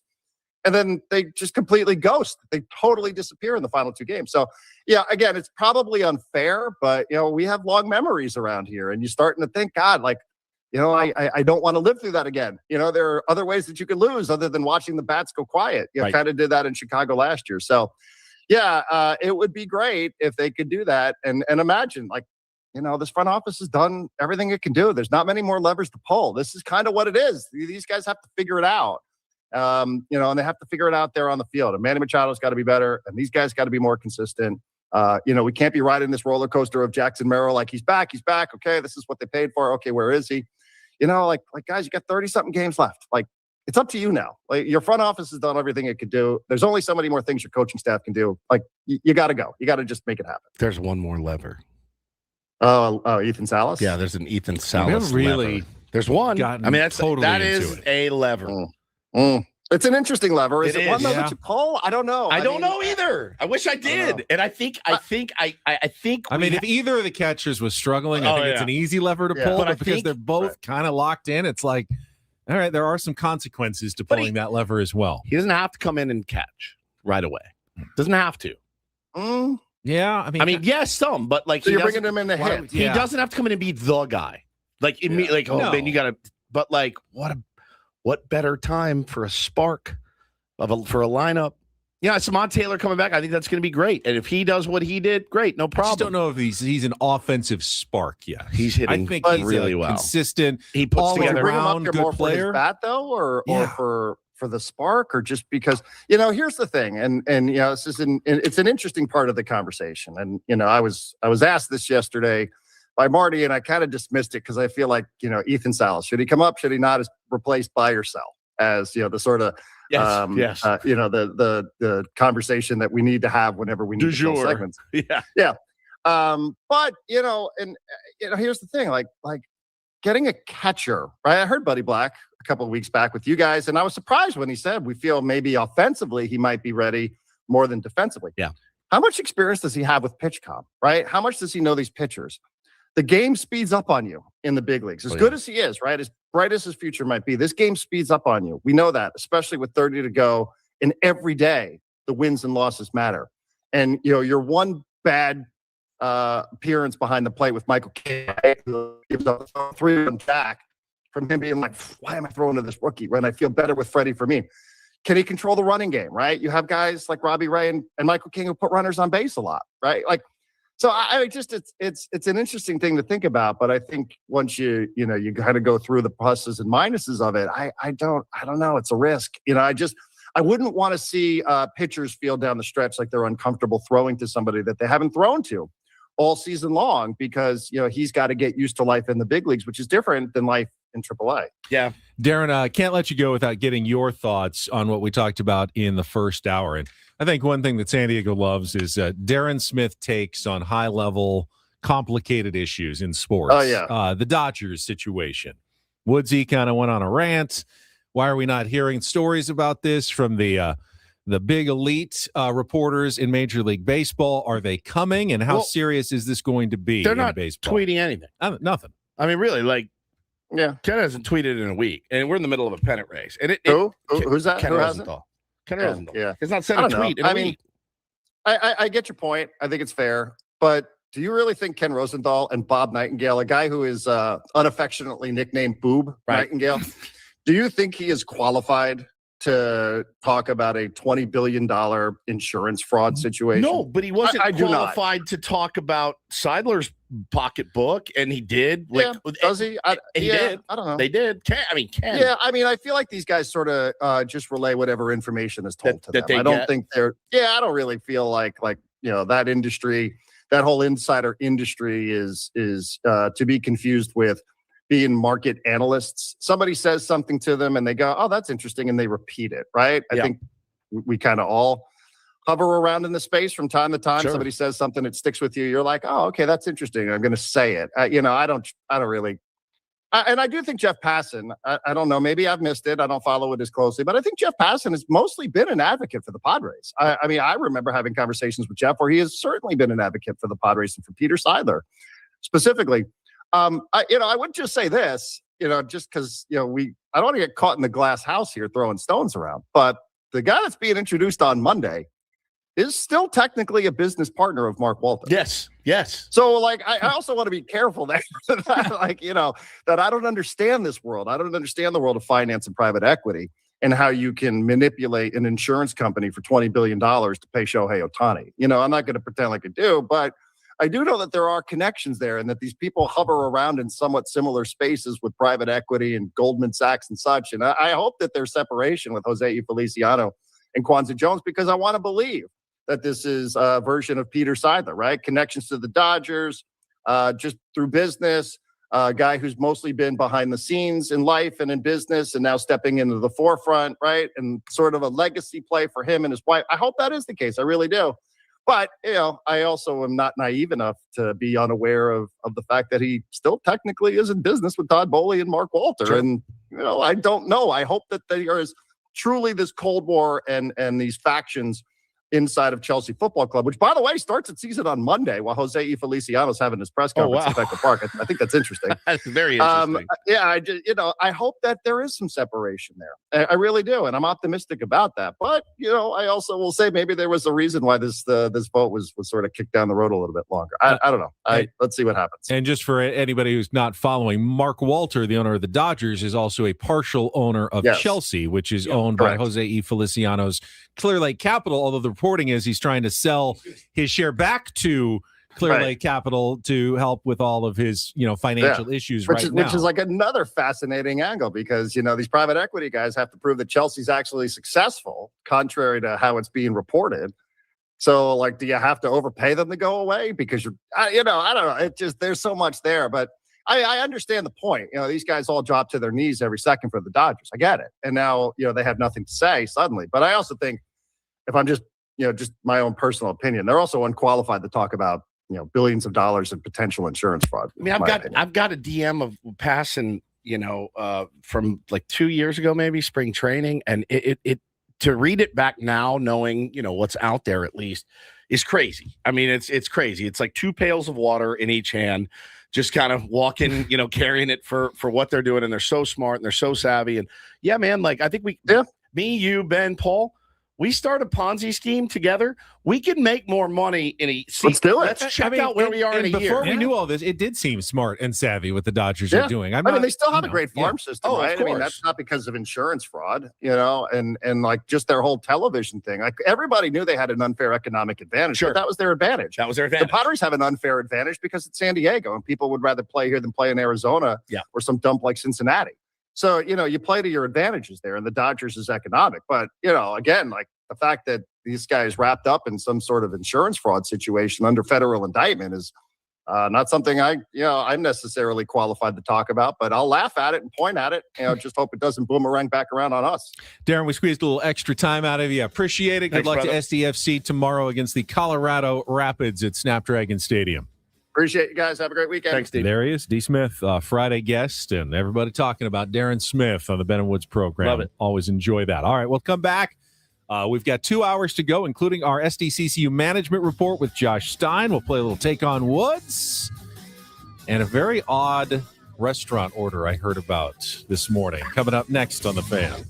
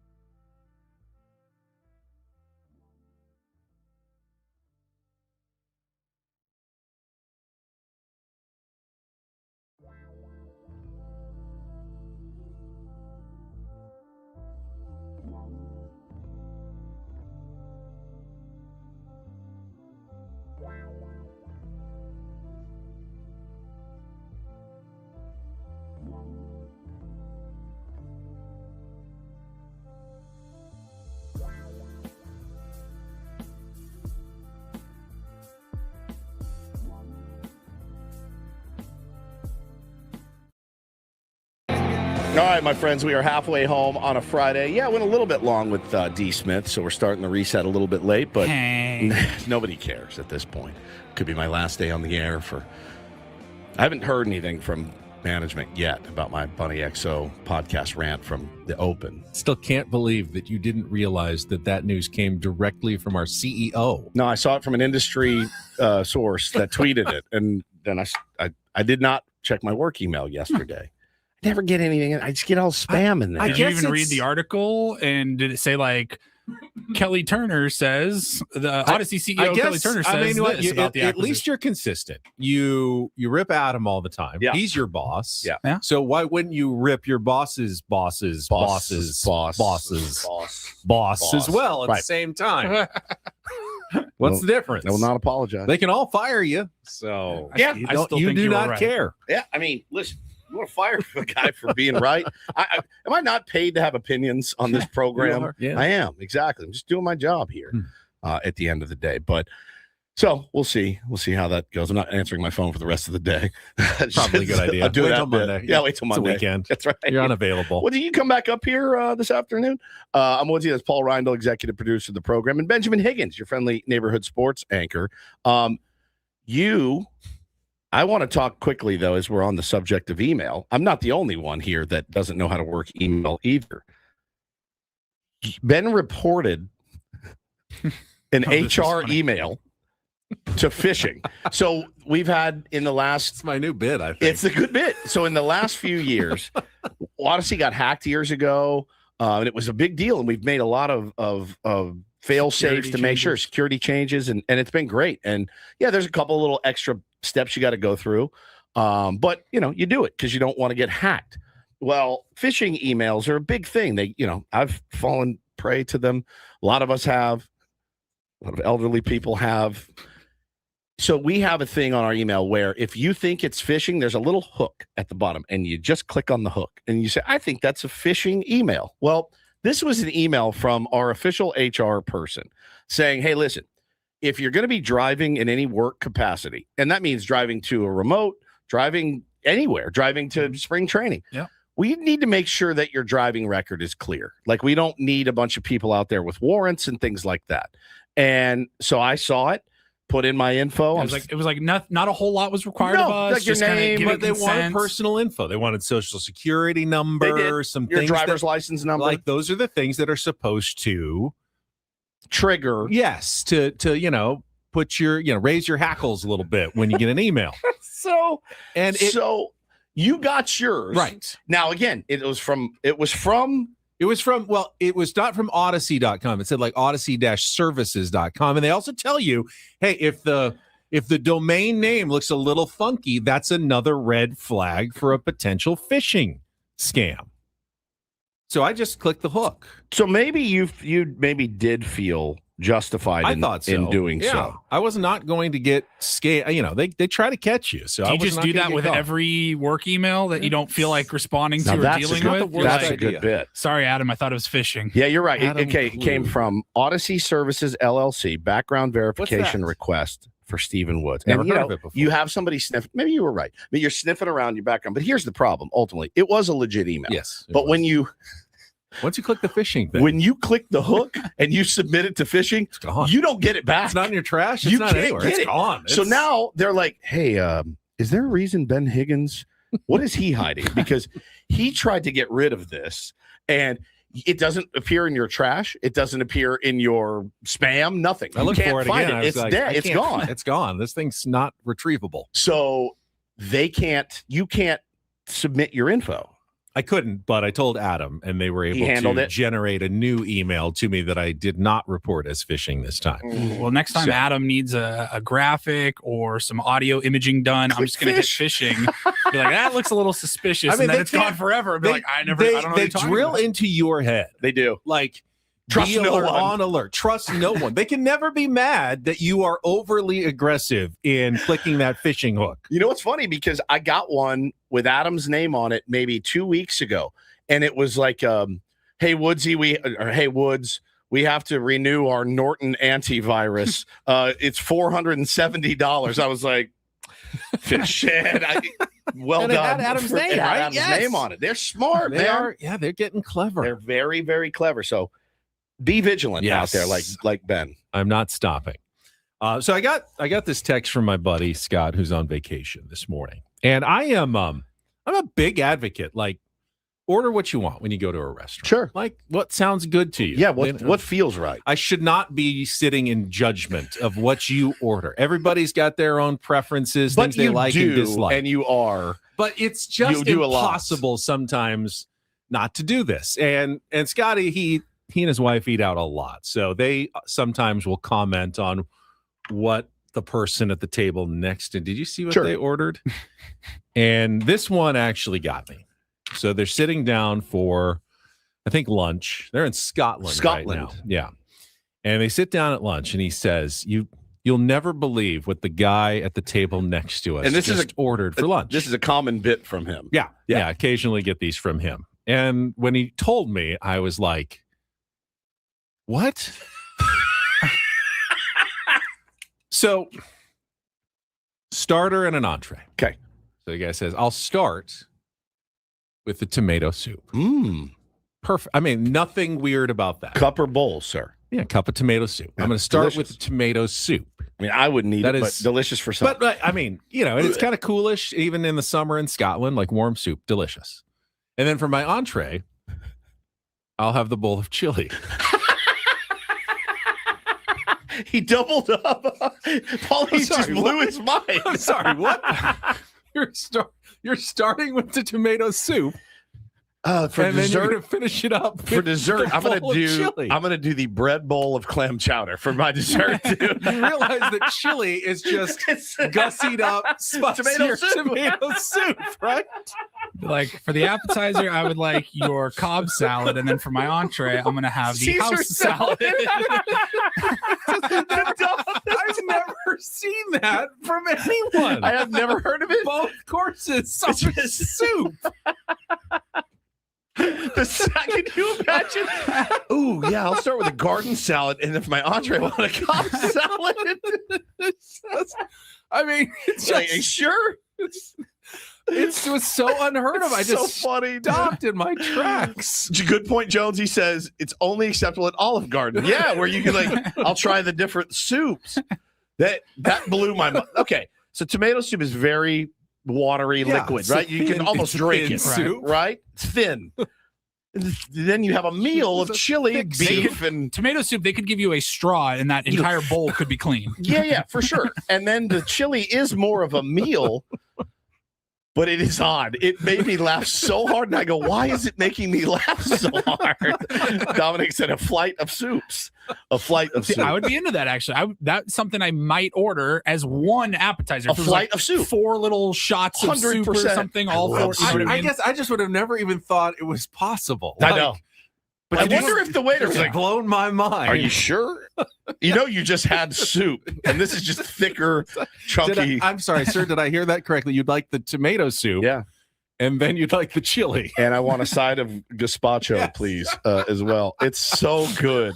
It's so funny. I don't know why. I don't know why either. But I can't think of any time I've even come close to doing something like that. All of my orders are always very separate. Like if I'm going to have seafood for a meal, if I know I'm having fish for a meal, I'll get the beef appetizer. You won't Like even skew clam chowder because I'm eating seafood for my Fish. entree, so I Right. need something different to Switch it start up a little bit. So I'll do a crab cake for an appetizer, and then I'll get a steak for my entree, which I think is normal. But I guess you get what you want and what you're in the mood. He may have looked up and down the menu and gone, "I hate it here. The only thing I feel like I could get down is chili. So I'm just going to eat the chili because I can kind of figure out that that's something that I can do." I would just only order the chili then. I just wouldn't start with the Right. tomato soup to begin with. Get the lettuce wraps. Anything. Get some extra bread on the side or something. I just couldn't order 2 soups at the same meal. It's one of the funniest things I've ever heard. And I don't know why. I really, really don't know why. That's excellent. Excellent. I want to thank Darren Smith again for joining us. We will have Josh Stein at the bottom of the hour, and perhaps we can ask him about Ethan Salas as well. I kind of after we were discussing it, I do wonder, is Ethan Salas really a spark? Or is he the guy that you want to bring up at the start of spring training and be your consistent all-year type catcher? Like, how much can he really do in his first month in the big leagues to spark a team? I like the Seattle Mariners are about to call up Cade Anderson. They're probably the top pitching prospect in all of baseball. That could spark them a little bit. A lot of people are going, why didn't you do this a month ago? Why? He only throws every fifth day. He's been insanely good, though, in the minors. Ethan could hit every day. Yeah, I mean, Ethan's a good hitter, but I don't think he's like a game-changing type hitter. I think he'd be like hitting 7th or 8th in the Padres order. You don't like put him right into the number 3 hole. He's not dominating, completely in the minor leagues. For a catcher, he's a great hitter. But overall, I don't think he's a game-changing type offensive talent. He's 20 years old. You're going to be asking a lot of him. Those catchers are few and far between nowadays. Oh, of course. The game-changing offensive catcher. I think he's going to be an incredibly valuable piece for the Padres. I just don't know if this is the place where you play that card. Mm-hmm. You wait until you get him in a situation where he works with all the pitchers during a spring training. He does that every spring training. Yeah, but they have new pitchers now. He didn't work with Casey Mize. He didn't work with Robbie Ray. Well, neither did Fermin and Camposano. Right. Well, right, but they're veterans who have done this before. This guy's, again, I'm not saying that they should or they shouldn't. I'm saying that they could. They could. I mean, he is. You won't know until, if you bring him up, you'll find out if he can be that spark. In AAA, the guy's hitting 344. His OPS is over 1,000. So it's pretty good. Batting average. It is. Yeah. So it's like Samad Taylor's. I think OBP is 417. The conversation should be, are there better options that you're much more confident in? Like when September and October playoff rosters come around? I don't know that, and listen, I know the argument of next year and what may be coming with the looming lockout. I know that. I know that if he's put on the 40-man, he can have no communication with the team and he can't go get minor league at-bats, which could be potentially valuable. It could deter his development if they feel that there's more development that needs to be done.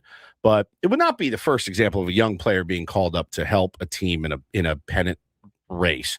I don't know. I know that again, if either Campy or Fermin gets hurt, yeah, you bring him up. It's a no-brainer. But if they're both playing well and they're both swinging it well, I just don't know who you're sitting for Ethan Salas on a 2 or 3 times a week. On a DH if you had to. You know what I mean? He could DH. Is he better than Gavin Sheets on the big league level right now? Gavin Sheets has a bum foot, again, a spark, a chance to get your feet wet. Again, I made the point yesterday on the roundtable when I don't remember what the odds were when the season started of the Padres to win a World Series, but it was literally like 1%. It was like 1 or point. It was really low, based on, injuries and things that happened and the lack of pitching. It's such house money right now. Like if you make it into the playoffs, there needs to be an attitude of like, literally nobody thought we were going to make like a true underdog, not what the Dodgers tell you every year. A true, we're house money. Let's let it rip. Let's see what happens. Like all chips, cash in all the chips and let's go for broke. And I'm not saying that he would be some sort of game changer even, but I don't know. Could you make the argument that even if he doesn't, you don't bring him up put him on the roster to be that spark, but more to, hey, give him a taste of the big leagues here's what it's like to be in a pennant race in September. And could that help his development? I know that starts the service clock. They don't care about that stuff. They don't. They really don't. This is not an organization that's like, ooh, we got to manipulate this. They never have. They don't. And I think they trust Ethan Salas. If they couldn't talk to him for a few months, he'd be fine. I just think it'd be interesting. And again, it is still a business after all. How many people are buying tickets to go see Ethan Salas' debut? I know I will. Yeah. Everybody raise their hand. Yeah. I wouldn't miss it. So it's just something to think about. Got to take time out. But when we come back, it is time for Take on Woods. Last game of the week. All we've got left is our TV category. So if you think you know a little about TV shows, call 833-288-0973, and you could win tickets to see Luke Combs coming to Petco Park. 833-288-0973. It's coming up next. Ben Woods broadcasting live from the Bill House Studios. We know how on San Diego's #1 sports station, 97.3 The Fan.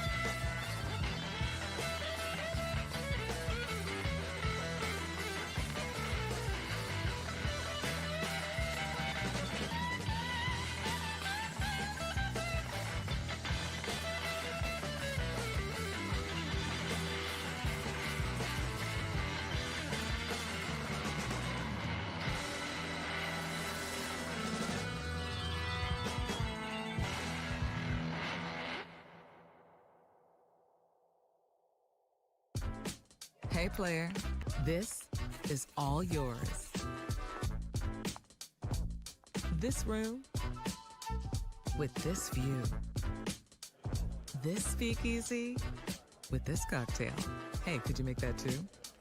The spa with this. Ah. And this pool on this roof. This is all for you. The all-new Hamul Casino Resort, now open.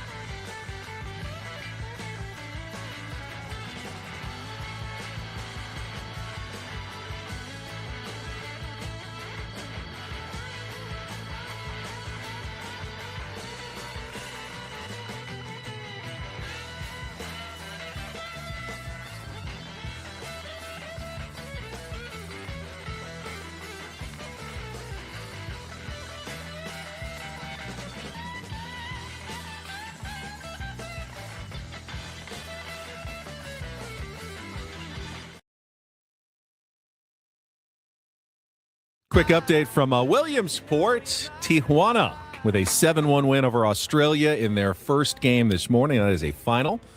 Sweetwater Valley will start play in about 33 minutes here against Davenport, Iowa, in their first game in the U.S. side of the bracket. So bubble guts going. Good luck to all those kids out there representing. Who are they playing? The South Bay. They're playing Iowa. Davenport, Iowa in their first match this morning. All right, let's get to it. We got our management report at the bottom of the hour, so it's time to play our last game of the week and take on Woods.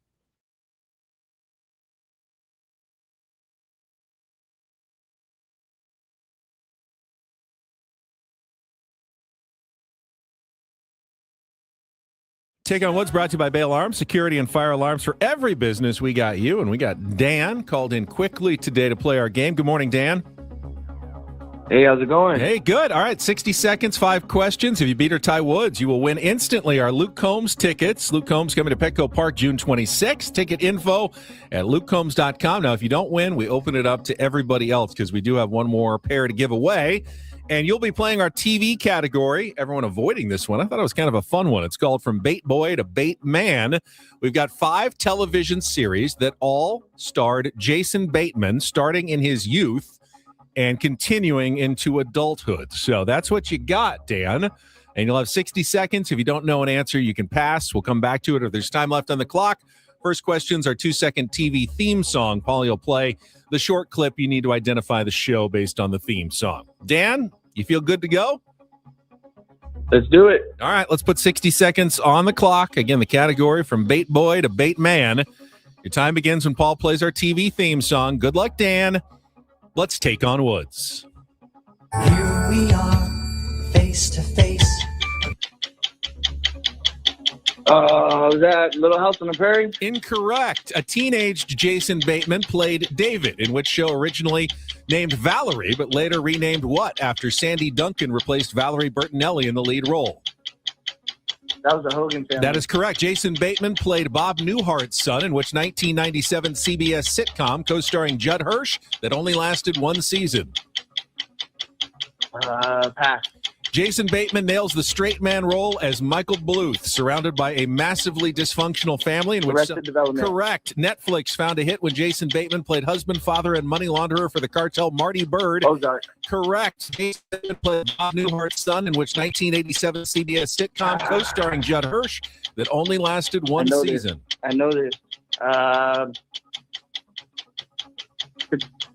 Chicago Suns? No, it's called George and Leo, but 3 might be good enough today. Hang on the line, Dan. You did not get Silver Spoons. Now, Jason Bateman was on Little House of the Prairie as a kid, but we went with Silver Spoons, where he was a recurring guest star character as well. All right, let's bring Woods back in. I will give him the category because it is television today. Dan's score is locked in. You will be playing TV. The category is called From Bait Boy to Bait Man. 60 From seconds. Bait boy to bait man. Yep. 60 seconds on the clock. Your time begins when Paul plays our TV theme song. Good luck, Woods. Let's take on Dan. Here we are, face to face. Pass. A teenage Jason Bateman played David, in which show originally named Valerie, but later renamed what after Sandy Duncan replaced Valerie Bertinelli in the lead role? Pass. Jason Bateman played Bob Newhart's son, in which 1997 CBS sitcom co-starring Judd Hirsch that only lasted one season. Pass. Jason Bateman nails the straight man role as Michael Bluth, surrounded by a massively dysfunctional family, in which celebrated Fox show from the 2000s. The one. Yeah, that one. My brain is. Yes, that one. All right, you'll get this one. Netflix found a hit when Jason Bateman played husband, Ozark. father, and correct. Go back to our. What is it called? I'm blanking. Jason Bateman nails the straight man role as Mike. Oh, back to the 2 seconds. No. Stop. I don't. I'm gonna have to want to answer get this one. Michael Bluth. Yes, it's. What's it called though? We are, face to face. Was that Silver Spoons? That was Silver Spoons. Son of a bee. He was on Silver Spoons. What the hell's the Hogan family? The Hogan family. George and Leo was the tough one Never there. And heard of it. Arrested Development. Woods. You know what I was thinking? Career opportunities, and I couldn't Arrested get it out of my head. Development. The brain is a interesting. It is. It's my I mean, brain once it's off, especially, you but- can't click those tumblers in. Sometimes I just can get never it at the gonna last it. second. Yeah, you and I liked the. I watched the first. You know how I do. I watched the first couple of seasons. Yeah, he got progressively older in every series. That's why it was from bait boy to bait man. Clever, right? Extremely. Dan, stay on the line. Paul, get your information. Ben's over here like, do you see what I did there? It was a master bait man performance. You are truly a master bait man trivia writer. Of all the baiters. Of all the baiters, you're the master. You're the master. That's right. Thank you. Crushed it. All right. What did he get? He got 3. 3-1. I was going to guess Silver Spoons, but I couldn't remember if he was on it, but I thought he was. He was. He wasn't the star. That was Ricky Schroeder. He was a regular character. You know, your boy wrote Ricky Schroeder a letter when I was like 6. Did you? I loved him. And I wrote him a letter. If it was in the back of a magazine, you could write to stars. Remember that? I don't remember what magazine it was. Did you get a response? I did. I got a response, like a printed, like, oh, thanks so much for watching. Ricky Schroeder's my guy when I was like around Bo's age. Later, NYPD Blue. That's right. Yeah. That's right. All right, let's take a time out. When we come back, our SDCCU management report. We will talk with Padres Assistant General Manager Josh Stein coming up next year with Bennett Woods on 97.3 The Fan. Gambling problem? Call 1-800-GAMBLER. GEGE 000-466. For a full list of games and rules, play at 7 Mile Casino. Visit 7milecasino.com. The weekend is almost here. Another great opportunity for you to head down to 7 Mile Casino, right off the 5 freeway in Chula Vista, and experience what is undoubtedly the best card room I have ever seen in my life. That's right, man. 21 and over, though. You got to be 21 and over to go sit down and play some California-style blackjack, some Texas Hold'em, some Pai Gow, some Baccarat. Have a delicious cocktail if you like. You can watch a game there. They got TVs. They got a beautiful patio area and bar area as well. I will point out, if you do want to eat there, though, you can take the family and go out on the patio, enjoy the brunch this weekend. Award-winning Best in the South Bay brunch, Saturdays and Sundays from 9 a.m. to 3 p.m. The restaurant's over on the left side, and the patio's fantastic. Or if you're going with like grown-ups, have your meal and then head into the card room where they take good care of you with great dealers, no smoke, really comfortable chairs, TVs throughout the entire place, big windows with views of San Diego. It really is spectacular. Check it out today at 7 Mile Casino, just 7 minutes from downtown.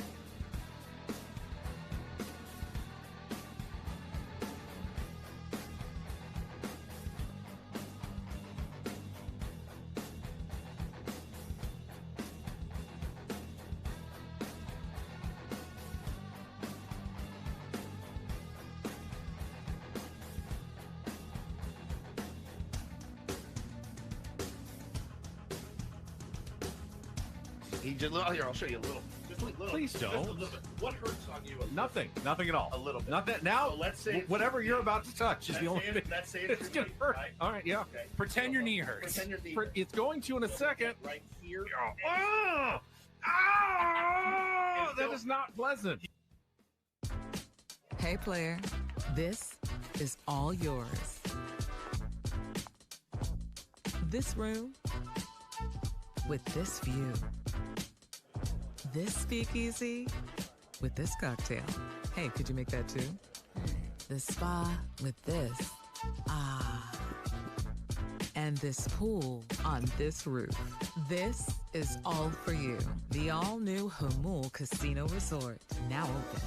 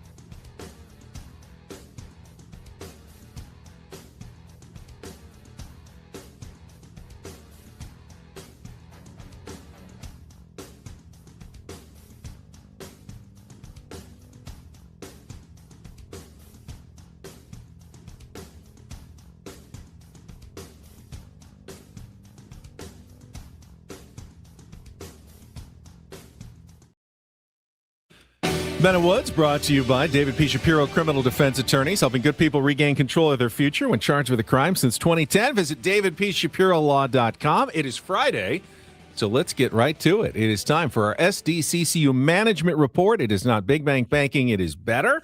And we are joined again by the Assistant General Manager of the San Diego Padres, Josh Stein. And I think, Josh, since the last time we talked to you, things have gotten quite interesting for your San Diego Padres. Good morning to you. Good morning. How you guys doing? Doing good, man. We're fired up for these this last month of the season, hoping that the fellas make a really strong playoff push. How's the tenor in the front office right now? I know. Listen, you tune into us maybe 6 weeks ago, and we're like, just sell. This team doesn't have. I mean, it happened. I'll fully admit it. I'll fully admit I was like, I just don't know. Even optimistic Ben was like, even Ben was like, I don't know that you guys this team's got it. You almost lost Ben for a minute. Like for 1 minute you did. And I don't think, again, you guys are dancing victory laps for anything yet, but that's got to feel pretty good to see, again, the fruits of your labor play well and the hard work that they put in, it work. Yeah, I mean, certainly no victory laps. We got a long way to go in the season. And I think that's one of the elements of baseball that does make it so interesting is, it is such a long season. I think that point is made, by a number of people and in a number of different ways, but certainly as it relates to, player performance, it does ebb and flow. And if the wrong things are happening at the wrong times, it can really, change the landscape and kind of the forecast of a season. And then on the flip side of the coin, if things start to come together and, players, play at or above, our expectations, for them, then you're going to win a lot of ball games. And I think that's really what we saw happen. I think, each season is its own, beast, its own thing in a way. And at different points this year, we've dealt with injuries, which every team has to deal with. We've dealt with, some kind of, some lack of performance and some different things. But I think there was always a belief in the roster, belief in the players we had. I think we had to get creative at different points in terms of, how we utilized, there's obviously a lot of the talk about the pitching, for a certain period of time, but even, a lot of the decisions, Craig and the staff were making about, position players and where to put them in the lineup and how to navigate slumps and different things. So, certainly gratifying to be in this position of competing for a playoff spot, here again in San Diego, and doing it with a group of men that they've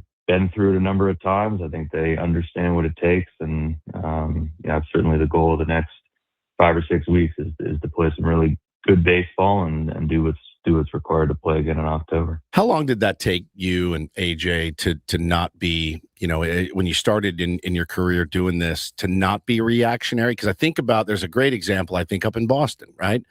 Horrible. Out of it, toast, then they go like, best front office ever. I don't know why we ever questioned these guys. They obviously knew what they were doing, and then they lost 5 in a row. And then, they're still kind of up and down right now. But like, you have to be able to handle those ebbs and flows that you talked about. How much easier is it now to do than it was maybe 10 years ago?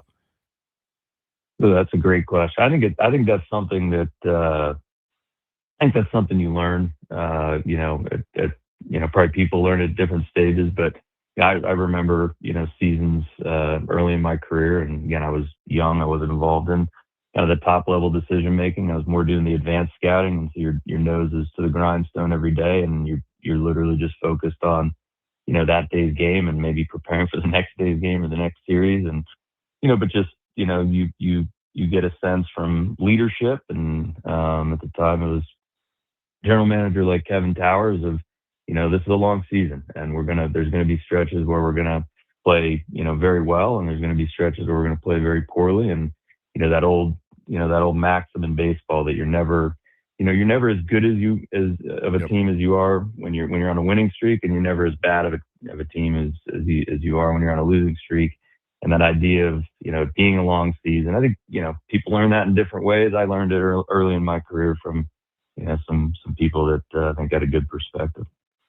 Josh Stein is with us. Roster's expanding in a little over a week. You get to add a position player and a pitcher. We were discussing the possibility of Ethan Salas earlier. Now, I do not expect you to tell us what you guys are necessarily thinking on Ethan Salas, but I do want to know, what are the factors that you consider when making the argument for or against bringing up Ethan Salas at the end of this season?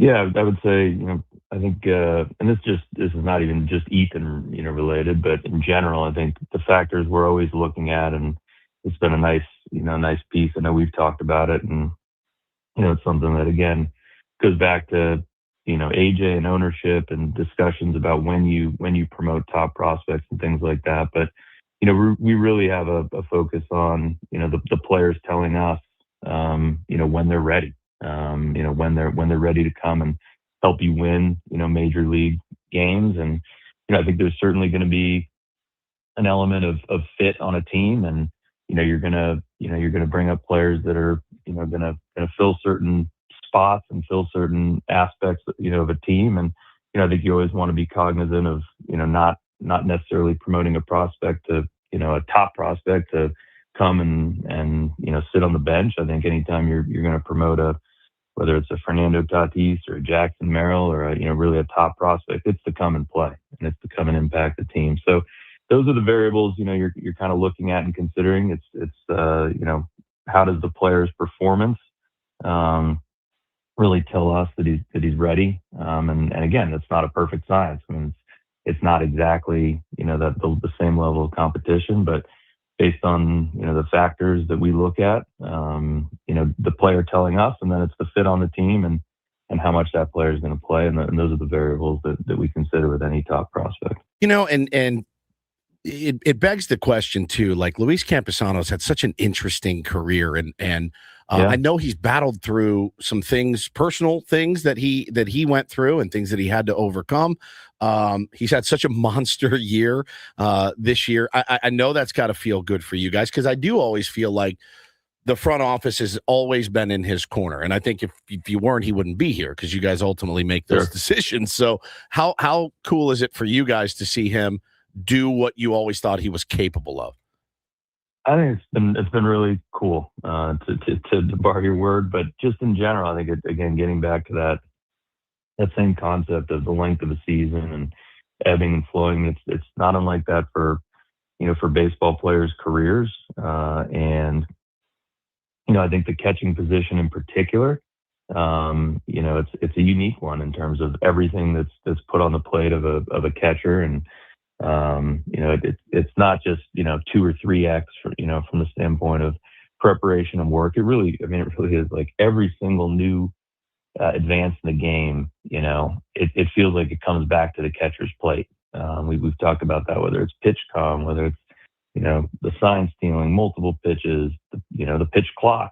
A lot comes back on the catcher's plate, and I think with regards to Luis, a couple things to me, like always believed in the bat and the offensive player. He was if you go back and look at different times he was hitting in the major leagues, it was just a little bit less consistent than you want, but it wasn't like it was completely unable to hit. And then I think defensively, we've seen a lot of maturation, a lot of work with the coaching staff, and I know Kevin Plawecki, who when last year Luis was in AAA for a long period of time, and in many ways, and AJ and I have talked about this a lot, I think that was a very important year for him. Probably very disappointed not to be at the major league level, but went down there,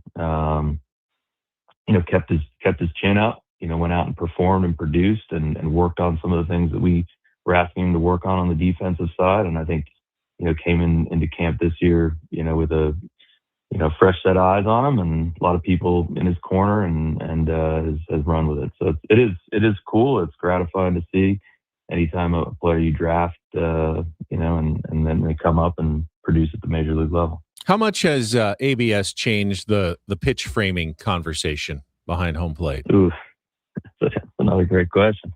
I've got a lot of them today. So this is interesting. A lot of people will say, and it's argued that it diminishes the value of pitch framing. I'm on the other side of that, and I think that if anything, it kind of augments the importance of that skill set. And because again, you only get a couple challenges as a team, and so if you're as a catcher, winning every borderline pitch or more, say, borderline pitches than the average catcher, what you're doing is you're just putting pressure, on the opposition to make a call on whether or not to challenge. And I think we've all seen. It's why framing and winning borderline pitches for a catcher took on such an importance for that position. I think once it was fully understood, because we see how one pitch, called a ball or a strike, can change the outcome of an inning or plate appearance, an inning, and certainly a game. So, it's still a very valuable, important skill in my mind, and one that we work with all of our guys on. All right, Josh, last one for me, and we'll let you go. How about an update on Joe Musgrove? Everybody wants to know. And Nick Pivetta. But Joe is I think, closer to coming back potentially. Anything you can share with our audience? Our Padres ravenous audience this morning. Yeah, Joe, both guys are doing well, and both guys were in Arizona yesterday. Actually, Nick was throwing in a kind of a sim game out there, and I think built back up to about 40 pitches. So he's starting to kind of ramp back up. And then, Joe's getting close. Obviously went out and, pitched well in his last one in AAA. Has been working through a couple things pitch wise. I think he'll probably be here in San Diego this weekend and throwing a bullpen with Ruben and the pitching group. And then we'll get him back out, this next week into another rehab start and get him ready to come up and hopefully have a very impactful, month of September and October for the Padres. Josh Stein, Assistant General Manager of the San Diego Padres. Appreciate your time as always, and good luck this weekend against the Minnesota Twins. Appreciate it, guys. Thank you. And our management report brought to you by SDCCU. It's not big bank banking. It is better. So it sounded like maybe one more rehab start and not against the Pittsburgh Pirates necessarily for How Joe. so? Well, he said going to do a bullpen this weekend and then one more rehab start next week. Oh, he said one more rehab next week? Yeah, and then coming back. So we may have to wait just a few more days. All right, it's fine. No rush. To see the return of Joe Musgrove to the San Diego Padres. I didn't catch that part. Yeah.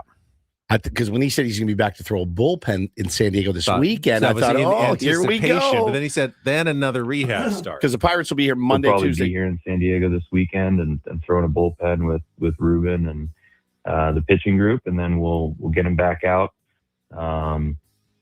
this next week into another rehab start. Yeah, we'll see. That can change. Can change. What if that bullpen looks good with Ruben this weekend? We will see. All right. We will come back. We got 1 hour to go. Reindl Report, headlines, and more coming up next. Ben Woods on San Diego's #1 sports station, 97.3 The Fan.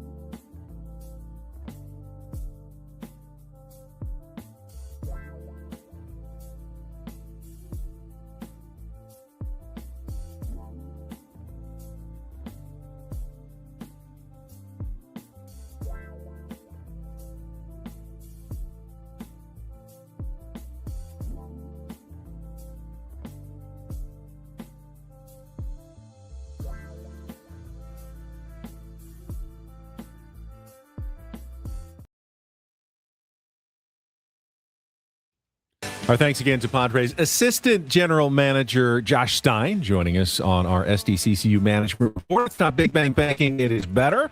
This hour on 97.3 The Fan, brought to you by GL Pools, the swimming pool experts trusted by thousands of San Diegans for 20 years.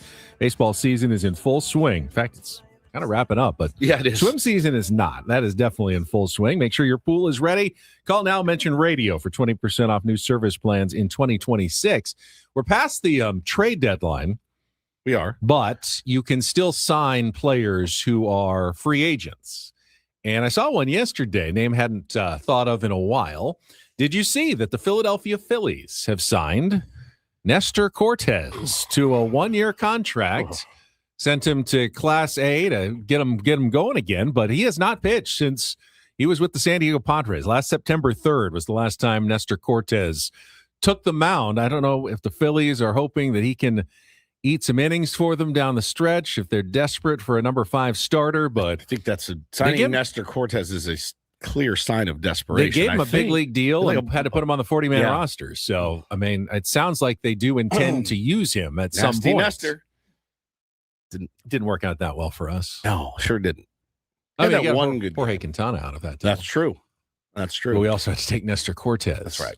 That's right. Did he shove against the Dodgers Yeah, like one hitter. randomly one game? Yeah, one really hitter. good Like game. it was like the sun, like the clouds opened up, and it was like, I thought hey, man, that was him. I just couldn't remember. this is your day. Because baseball makes no sense. Baseball makes never does. no sense. Yeah, how many people bet $5,000 that day for the Dodgers to beat him by 7? And boy, it's just the weirdest sport of all time. So, yeah, we may see him taking part in an actual wild card pennant race once again in the National League, but this time on the other side, and we'll be cheering against Nestor Cortes. Yeah, somebody in the chat asked, "Oh, you guys didn't ask Stein about Lucas Giolito." I didn't want to. I'm good. I think I've seen all of that I can handle this year. He's been something? on the injured list and trying to come back. The question is, even if he was 100% healthy, who are you taking away from to add Lucas Giolito at this point? Based on the Lucas Giolito that we saw here, no one. I'm rolling with the guys that we have. I mean, if now. Musgrove's back, you already don't have a spot. You're good. And even if he's not, right now, I kind of like how Randy Vasquez is throwing better than we really saw from Lucas Giolito. Yeah, he had a rough outing last outing, but he had a couple good ones before that. I mean, listen, what do we expect? Tonight is a night that is it for sure that he's starting, or is It's it still? for sure he's pitching. I still don't know if he's starting. I mean, somebody said Canning. You could, but like Canning and Giolito. I mean, Canning is a mop-up guy at this point. He is. We're up 8, down 8. Get an inning. He's done all right in the He's done mop-up fine role, in the mop-up actually. role. You need those guys. They're not important. They're very important. But it's I'm good. I mean, it's good to have depth. Yeah. If you need it for whatever reason, spot start. Hey, you clinch a playoff spot with 4 or 5 days to go. You those call guys up are everybody. huge. Yeah. Giolito and Canning are both getting starts in the Let last it rip. series of the season, and you just get your rest of your guys rested and ready to go for a wild card series. Need to get back on a winning streak, but it starts with one winning tonight at Petco Park, Benjamin. All right, we will talk about that a little bit later. Right now, though, let's turn the floor over to Paul Reindl. Paulie? And get things started here with our today's edition of the Reindl Report. Now tuned into the greatest.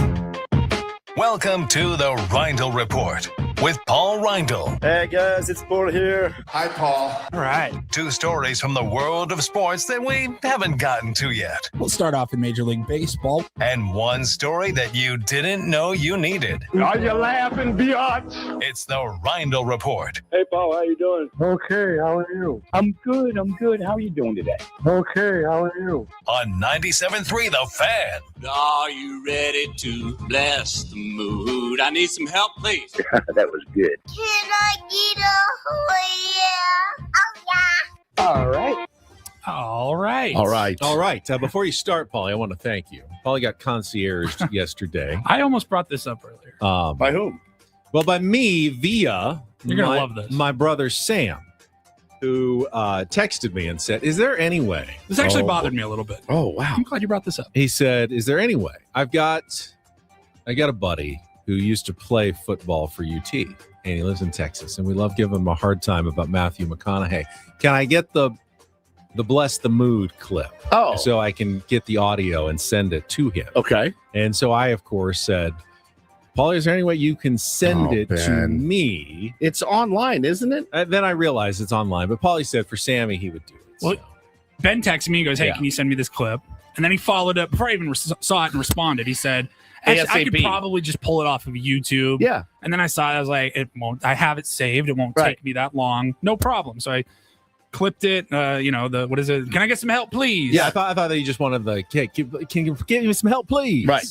But he wanted the whole thing. So I had to then ask Paulie again, can you just send the whole Bless the Mood clip? Even though you already Even though you already knew you could pull it off. Paulie's just a magician, and he's so good at it. That's And he that's got it to something me that a so lazy fast, person it was says. He got it to me so fast. It would have taken me at least 25 minutes. Paulie did it in like 18 seconds. It was amazing. So thank you, Paulie. So you got double concierge. Yeah. Hey, thanks for that effort. I need a little bit more. Yeah, I'm not mad at Sam. No, God, no. How I'm could mad you ever at be Ben mad at Sam? Because Sam's the greatest. The first time when he just asked for the short clip, I Right. said anything for Sam. I love Yeah. Sam. I would be happy to do that for Sam. And then we were like, actually, he wants the full one. That's when, if I'm Ben, I would have said, I'll just grab it. I know what he wants now. You seem I'll so just grab happy it. to make Sammy happy. I just gave you another chance to make Sammy happy. K-Laws in the chat has nailed it, and I've been accused of this myself. Weaponized incompetence. That's exactly what it is. I'm somewhere between you and Paulie in terms of my technical abilities to like edit things, but he knows damn Yeah. well if I ask him, I can't find You it. have no He chance. knows damn well. and I'm not gonna be unfortunately, he able also knows that if I really put my mind to it, You will. I could do it. And that hurts me in this situation. Well, It doesn't help me. This did have me thinking yesterday as I went and pulled this clip, not once, but twice for you.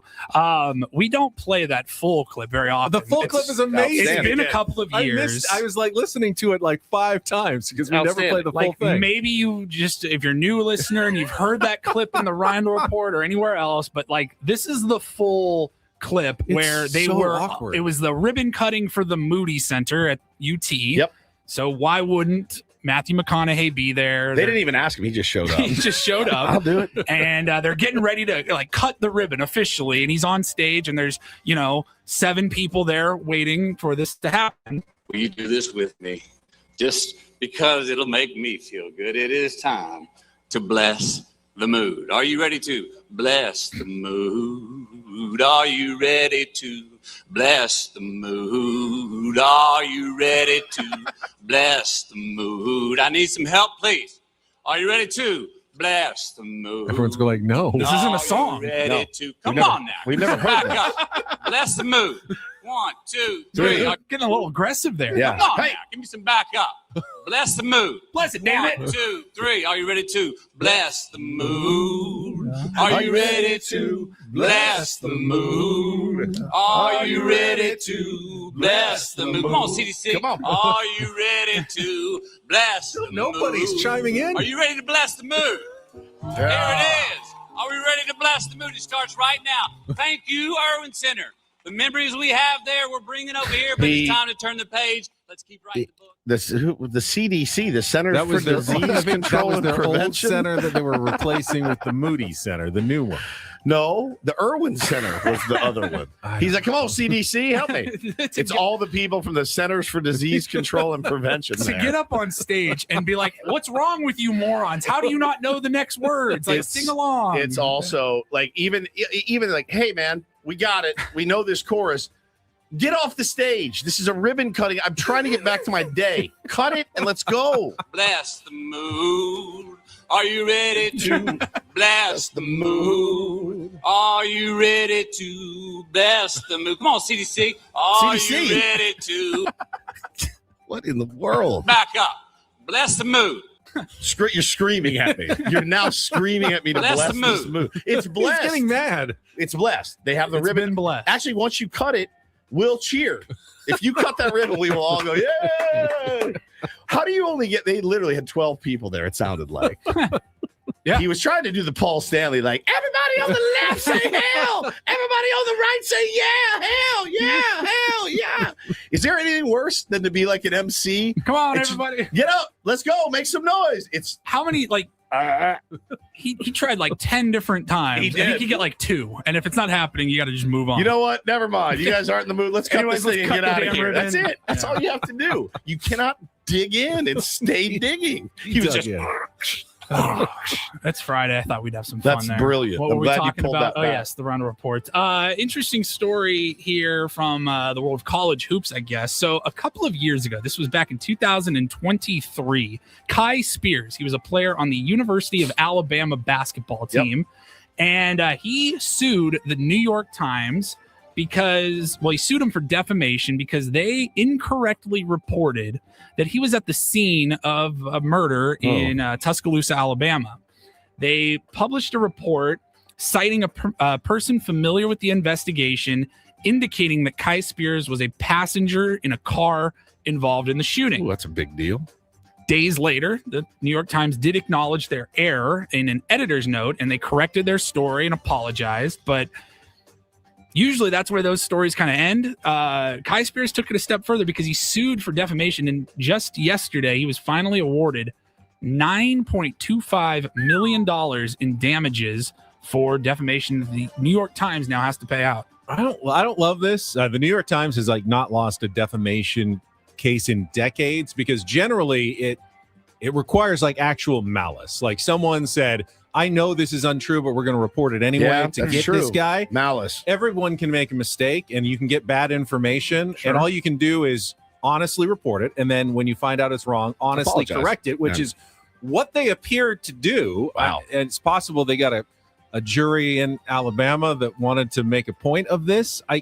To me, though, I mean, unless they really had a smoking gun, no, we've been trying to get after this kid for years. And this is our chance to make up something about him. And that's a troubling precedent because, I mean, we've made errors before. We're all going to make mistakes in this job occasionally. And if you can't honestly make a mistake and then apologize for that mistake and correct it and move on, and no, we could have to pay millions of dollars if you say the wrong thing. You can't even do journalism anymore. It's done. You're done. So to me, that's a troubling story. Anyway, so I don't know. Make that argument. Yeah, interesting story though. You $9 don't million, typically see that. That's a lot. That's not typically the ending that you see in those stories. But $9.25 million going to Kai Spears. We will switch over to the NFL preseason continuing, and I don't believe we've gotten to this story this week, but pretty sure if we went back about a year ago, every August this time, we probably have the same conversation. The Cowboys and the Saints, the organizations, were both fined $500,000 this week for their parts in joint practice brawls. Saw the videos. It happens every year during training camp. The teams will do the joint practices, and I don't know, has a joint practice ever not ended in a fight or a brawl? Because it seems like every time this happens, the two teams start fighting. They're scrimmaging against each other, and I'm not a football guy. I totally can wrap my head around the logic behind that. Like, hey, we want to get different looks for our offense or our defense. You're going to ramp up the intensity a little bit. I get that. But are these good ideas to continuously have these joint practices where, I mean, guys were throwing punches, the helmets were body being slamming thrown. each other. They're throwing water bottles and helmets and stuff. I think it's probably there's a reason they do it is because it's pretty valuable. And I think it's not so strategically, but after a bunch of camp, coaches want all right, all this pent up energy, take it out on some other instead team. Of each other. Because they do that think too. It's hypocritical that they then fine them for something that they're essentially setting up. They want these guys to get a little of that aggression out against another team. So it's a little silly that then they fine them $500,000 for doing what you have set them up to do in the first place. Don't you just do that in your next preseason game? Get that aggression out? You can, but they've shortened the preseason. There's only 3 games now. So this kind of replaces that first exhibition game for some teams. Dropping the bucket for those teams, $500,000. I mean, dropping the bucket totally. And I think I think anytime you can scrimmage another team is pretty good, and especially football because it's like my offensive line's going up against my defensive line constantly and been a month straight of wearing each other out. I think there's a reason. And by that point, the D-line knows all the blocking schemes that they're going to see from their own team. The O-line knows all the blitzes. So you're not really testing anybody on reacting to something unexpected, which is what sports is. You're just reacting to what you already know every single time. So this is, I think, valuable for teams to be able to do that. They won't stop it. You'd need a full scale people being carted off the field type brawl for them to stop doing that. No, I would probably tend to agree. Finally, we will wrap it up here. Well, it's a little bit sportsy as well. Got a new television show coming out on Paramount Plus next month. Oh my God. And oh my God. Really didn't know what to expect when I just saw like the blurb, like, hey, this is what it is and this is when it's coming. There's been a little bit more details, but Kim Kardashian is producing a show called Team Moms Baseball. And it's going to be set at Legendary Prep Academy in Scottsdale, Arizona. Okay. And it's going to follow the parents of youth baseball players. So it's basically the Real Housewives of Baseball Moms in Scottsdale. So when the thing dropped, like the picture and like the premiere, I originally thought this was going to be a show, a sitcom, like a funny, like a Eastbound and Down or Tires or something. No. This is. I did not know originally reality that it was a reality show, and I'm telling you, man, I did a little research on it. I don't know what to say. I guess I'll reserve judgment till I see it. I feel like these kids are about to be mocked mercilessly by the entire world, who, by the way, our entire world gets off on nothing more than mocking kids in youth sports. I understand youth sports are different than when you were in the 70s, 80s, 90s, 2000. I understand it. I live it every single day. I know it's different. Nobody... Every time I click on my Instagram, there's some ex-big leaguer crapping on youth sports. Every time it's some coach crapping on youth sports. Every day, that's all they want to do is crap on youth sports. Now you've just given them a toilet and said, here, take a dump on these kids' head. And these families, I understand, they're a little bit. I saw a little bit about a couple of the couples, and I went, oh my God. Now I'll just say I wouldn't want those parents on my squad. Because of like the way that they act. When I see stuff on social media, it's usually that annoys me or I think is weird or whatever, interesting. It's usually not what the kids are doing. It's usually some coach has gone crazy 100%. Or some team mom is like taking that role times it's a billion. coach beating up an umpire, right? We've seen all this stuff. And so, yeah, man, like I am so sensitive about it because I'm so involved in it. I don't know that you should watch this. I don't know that I should. The problem here is that we know how reality TV works. We had our friend Matt and Katie Janela with the Real Housewives of Orange County. It rewards the worst behavior, the worst instincts. Nobody wants to see the coach out there. Those are the ones who get the most TV time and make the most money. So now you're going to be rewarding the moms who are the craziest, who are the most outlandish. But this is real life, and this is a real team with real kids that are now involved in this. Yeah. So you're going to be rewarding bad behavior, essentially. Kids are super excited, obviously, because they're 12 or whatever. Like, they're on TV. They think it's cool. Their parents probably making some money. I saw a picture of one family. Dude was in a white suit. Mom was in a me dress, like heels, like just stacked, put together. And somebody was like, well, this is their promo. Like, no, this is how they dress for games. This is what they come to the field. The kid is adorned in gold chains. And, listen. But the mom who's doing the hard work behind the scenes to make sure that everything's set up and sure organized, the fields are ready. Fields are ready. That's not going to make the show. Nobody's watching that. Nobody's going to watch that show. No, nobody's watching that. And I don't know, man. I don't know if I should watch it. Bringing normal snacks and water bottles. That's not making the show. I thought a literal Eastbound and Down type show about this would have been genius. I mean, you should probably still put together that screenplay. Like, you never know. You might be onto something, but like a real show. Yeah. No, I was reading about Legendary Prep Academy. They've only been open for, it says 18 months. How is it legendary? Legendary Prep Academy. Again, I'm reading from ArizonaSports.com. Sounds like it's all contrived and put together. What is contrived? 18 months. The Academy says it has placed 12 players at the college or professional level. Their staff includes head coach Mark Karavitis from he's a former Oregon infielder and three-time minor league all-star. And it's one of those, it's a prep academy. Like, I remember there was a couple in Seattle, outside of Seattle, where there were these prep academies for basketball where kids that were like future first-round draft picks would just drop out of whatever school they were going to. You go to this prep academy. They have them all over the country, and you live there. You do it with basketball. It's like in a dorm. Yeah, basketball, football, baseball. And it says here, amenities pitched to families include daily meals, an on-site barber, and professional grade training technology. So I don't even know what age these kids are going to be in the show. But I thought they were like 12. That makes it sound like it's a little bit older, but. Well, yeah, they wouldn't be able to place anyone in college if they were just 12-year-olds and started 18 months ago. They'll be 13. You also don't really have team moms for like the 17-year-olds. So I don't know what this show. There's not a whole lot of information out. It comes out September 24th on Paramount Plus.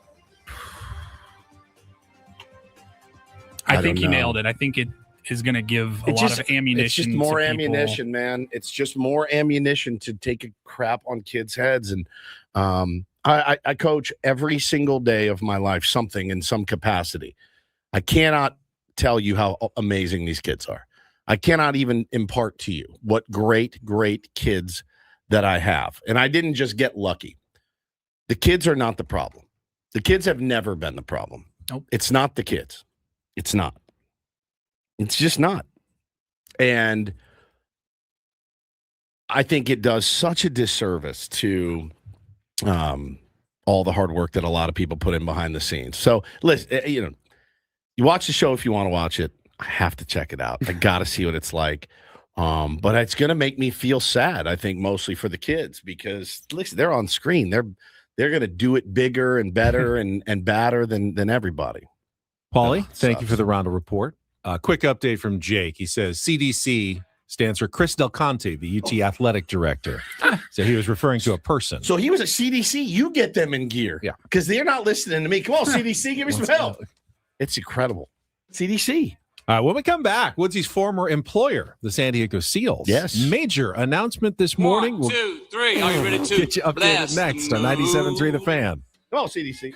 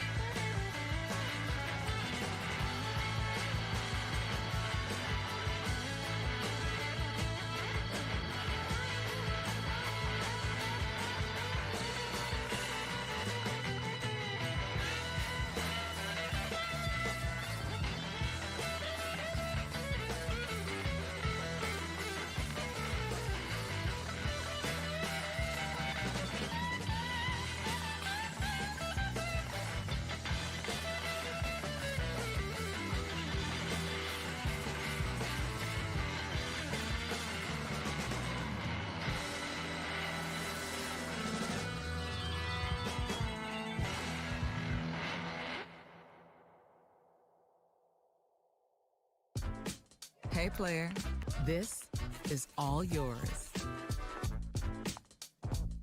This room with this view. This speakeasy with this cocktail. Hey, could you make that too? The spa with this. Ah. And this pool on this roof. This is all for you. The all-new Hamul Casino Resort, now open.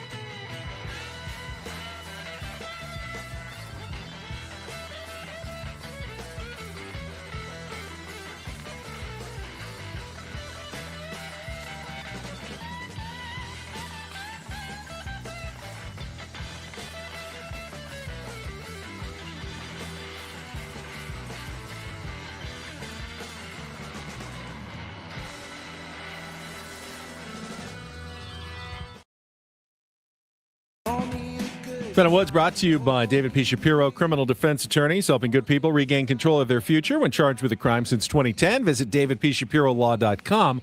I've got to imagine this morning's SEALs news was sort of mixed for you, because had this happened a few years ago, it would have been very convenient for our old pal Woodsy. Much more convenient than it was, yes. We heard the stories of you trying to fight through traffic on Friday nights to get down to Pechanga Arena to do the PA for the games. It was normally what I would do for a 7-10 ball drop. I had to be there early anyway to prepare, but I would leave my house at like 2 o'clock in the afternoon and still be in traffic. And I'd be down there. I'd get there and go, cool, just 4.5 hours till game time as I'm sitting there waiting. It would have been much more convenient. And, you know, obviously it's a newer building, better sound system, all of those So things. the announcement is, the San Diego Seals are moving. Their season, which starts here in a couple of months, will take place not at Pechanga Arena, but at Oceanside's Front Wave Arena. They're moving up to the North County. And Sockers did that, right? Yes, the Sockers play up there. The San Diego Clippers of the G play there. And I get it. This is kind of mixed news. There are probably some Seals fans who are really bummed. 100%. Live down in Point Loma and like, oh man, it was a 5-minute drive from my house. Now It's all the way up in Oceanside. But I also feel like lacrosse in North County is pretty insane. Pretty big. It's like one of the biggest hotbeds on the West Coast of lacrosse, and they're going to be a lot closer on Friday and Saturday nights for games. And to talk just a little bit about it and catch up, someone we haven't chatted with in a while on our SDCCU fan hotline, head coach of the San Diego Seals, Patrick Merrill, is with us here on 97.3 The Fan. Coach, good morning. Hey, guys. How are you? Good, Patty. How are you? I'm doing well, thank you. I know. You guys having a good summer? Well, summer's over. The kids are back in school, so we can breathe a little easier around the Woods household right now. But I know, I'd heard this for years, potentially happening and going down. It has finally gone down. For you guys, what's kind of your opinion on it? Because again, anytime you move, there's going to be people that are really happy, like people that live in North County like me, and then people that are really sad, like the people that had been coming for the last few years. Right. Yeah. So obviously bittersweet. We were at Pechanga Arena for since day one, and we built a really strong fan base there, and had a lot of great memories there. And thinking back to our first game, Woodsy, in that building, it was pretty electric. Unreal. And but I think anyone that's been in an arena knows that it's an older building, and so I think it was time for us. I think there's going to be 4 or 5 teams, San Diego-based teams in that arena. So it's going to be quite an environment for sports and sports fans up there. And our fan base comes from all over Southern California as well, and so it's going to make it a little bit easier on the people from North County and maybe even the southern parts of Orange County and et cetera.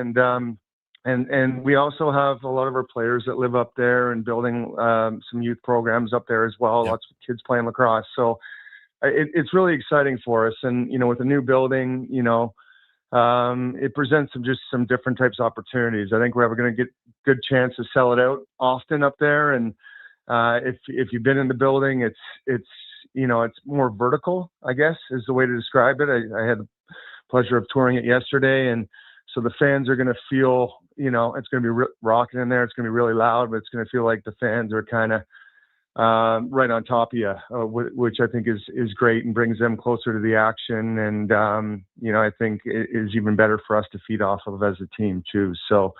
I think an already great kind of in-game experience is going to be taken to another level just with the newer building.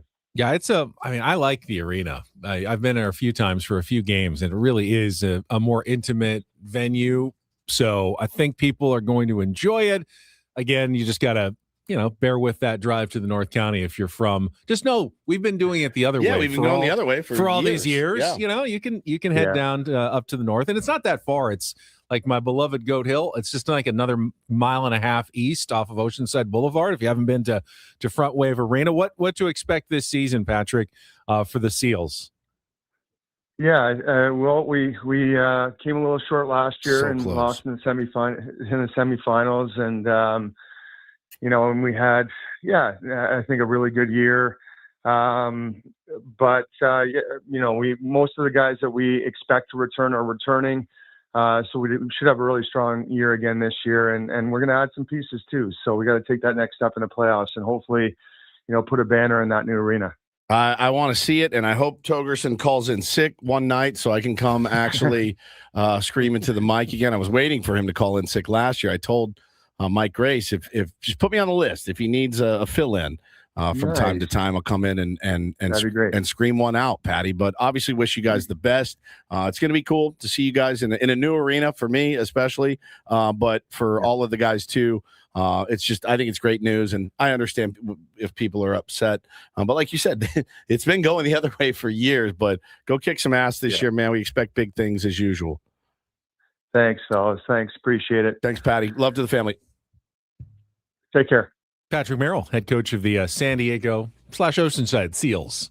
Just call them the San Diego. This is going on our chat. Like the Dallas Cowboys playing Arlington. All right. And it's fair. The Niners do not play in San Francisco. right? So, I mean, it is San Diego County. There's San Diego County. San Diego Seals. San Diego Seals. All right, we'll take our last time out here when we come back. Had to laugh a little bit when you said it's not that far north. I mean, like it's pretty far north. If you're in Chula Vista, north or Ocean, it's literally as far north as you can go in San Diego. It's a bit of a drive. Less centrally located. But, is it worth it? I think it's a pretty fun night at the it's a blast at the arena. All right, we'll come back. Last time out, when we return, I need to get Paulie's answer on our 7th inning stretch question from yesterday's roundtable. Biggest phobia? Yeah. Because Woods gave a tremendous answer if you missed it yesterday. Tremendous. Wrap things up next with Ben and Woods on 97.3 The Fan.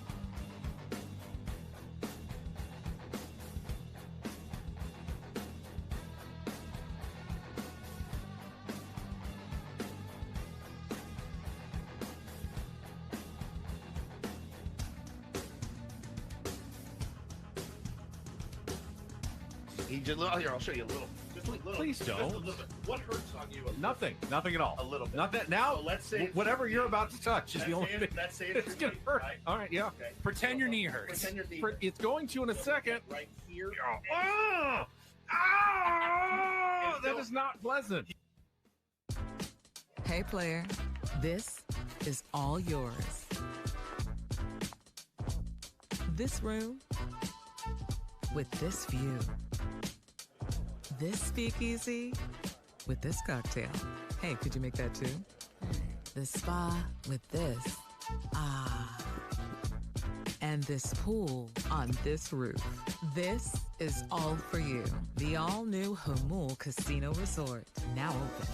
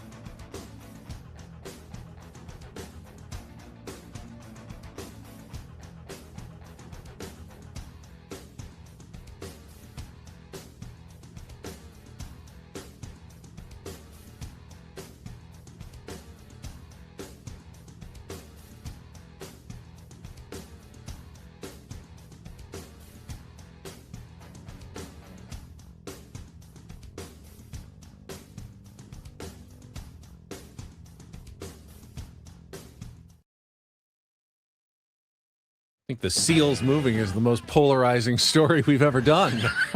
It was. I know, man. And as we said, I get it. It's going to be bad news for a lot of people. I will point out, Pechanga Arena is almost certainly going away within the next year or two. It's going to be bulldozed over. So yeah, they were going to have to find a new arena anyway. And, you know, this makes a lot of sense at Front Wave Arena. But again, it is going to mean a much longer drive for some people and a much shorter drive for others. So a lot of winners, a lot of losers in any big decision. That's right. So we had our roundtable yesterday, and it was a good one. Had our 7th inning stretch question.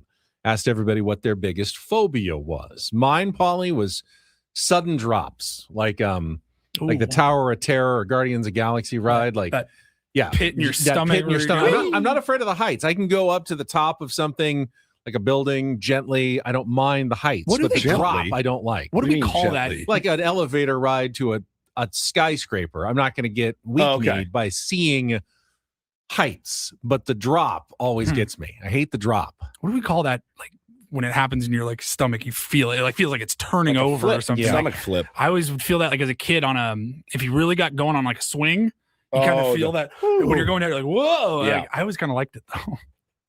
So Woods' answer, though, I think floored everybody on the Soundspace stage. It's true one too. It's absolutely real. Chorophobia is mine. And it has a name. Chorophobia. Chorophobia. CHOROPHOBIA. Chorophobia. And it's the fear of dancing. Oh, Panicked. that's fantastic. Panicked about it. Like that's so good. I told the story on the roundtable, but my wife and I were in bed a couple weeks ago, and I looked at her and I go, "Have we ever danced, even a slow dance?" She goes, "No." Not and I once go, "Not in once. your whole Never. relationship. Never. I don't think we've ever, Because you didn't do a full-on, you'd eloped. So you didn't have to do a first wedding dance in front of everybody. Didn't have to do that. And I don't know if there's any, it's part of the reason I don't like going to weddings is because, hey, let's go, everybody on the dance floor, you know, and I can't be that guy that's like, no, I don't want to. That's it. So I have to be that guy. Well, when I was younger, it was, I'll just go to the bar and drink 100 drinks instead. And now, catch me out there, man. I am really, really, it skeeves me out to do it. So did I ever tell you, this is probably 20 years ago through Channel 10. I was asked to do a charity thing, raise money for a good cause. It was a Dancing with the Stars type competition. And I got paired with a professional dancer and had to go like 3 or 4 times. What was his name? Her name. Oh, her name. Choreograph like a dance that we did on stage at an event. How? I don't think there's any video. We of never it. heard of this. 8 years. I'm going to need you to. You have archives at a news station, right? I don't think there was video of it. BS. I don't Why would remember they- ever seeing. They're not This was a doing this while without- ago. This was like almost pre-social media. Do you remember your? I don't remember I remember how bad I was at it. Well, It was- all right. Give me that. What was the? Do you remember your partner? I don't remember her name. Was she attractive? Yeah. I mean, she was a professional dancer. She knew I mean, what I've she seen was some doing. I dancers did that- not. But I was so over my head. And, it was like a 3-minute routine where you had to do like the ballroom dancing thing. And it's not for me, but I was, someone roped me into it. It was for some sort of charitable cause. It would be my biggest fear. I My can biggest- imagine. What was it called? Yeah. I don't even remember the name. You don't remember this the is charity or almost, anything? Yeah, this was almost 20 years ago. Okay. But you if anybody panicked? does, go ahead and refresh my memory. If anyone remembers being at the event, what it was called, if there is any video evidence, Do you remember the of it, steps at all? Not even close. How hard was it? It was very tough. Yeah. It was very intricate and I complex. think you could teach me for 2 weeks. I don't think I could get any better at dancing because I just don't like it. And I said it yesterday too. Like I laugh. Like I remember somebody, I was arguing about music or something with somebody, like, man, I can't believe you don't like Justin Timberlake, such a great dancer. And I was like, now my dad is like an elite dancer. He was like a disco dancer. He's a dancer. He dances. And like he commanded the dance floor, you floor. told me, when he was out there. Correct. And I'm like, now I laugh because I can't do it. So I mock, if you mock what you can't do, certainly. But I don't know if you granted me the wish to be able to dance well, I don't know that I would take it. I'm just terrified of it. I can't stand it. Wave a wand. You're John Travolta now. No, I don't think I could do it. You just wouldn't want to. I don't think you wouldn't show off your newfound ability. It's not like, so my wife has a burning desire to be a singer. I hope she's not listening. She's one of the worst singers that you've ever heard, but it's her burning desire. Like she's like, I've always wanted to be a singer. I was not blessed with the ability to sing, but she still sings loudly. It's not like I'm at home dancing like, man, I wish I could be a better dancer. I can't dance. I don't want to learn how to dance. It's weird. My favorite movie is Footloose. So there's something connected in here. There's something connected in that. And I don't know what it is. So that's my biggest fear, is somebody asking me to dance and having to dance. It skeeves me. So want to make Woods dance now. I can't do it. I don't even know. Would you do it for charity? No, I'll just give money. I'll MC a dance competition for charity. I cannot do it. Do you guys like dancing? If the Padres win the World Series, can we get you to perform a dance? What kind of dance? We'll figure it out.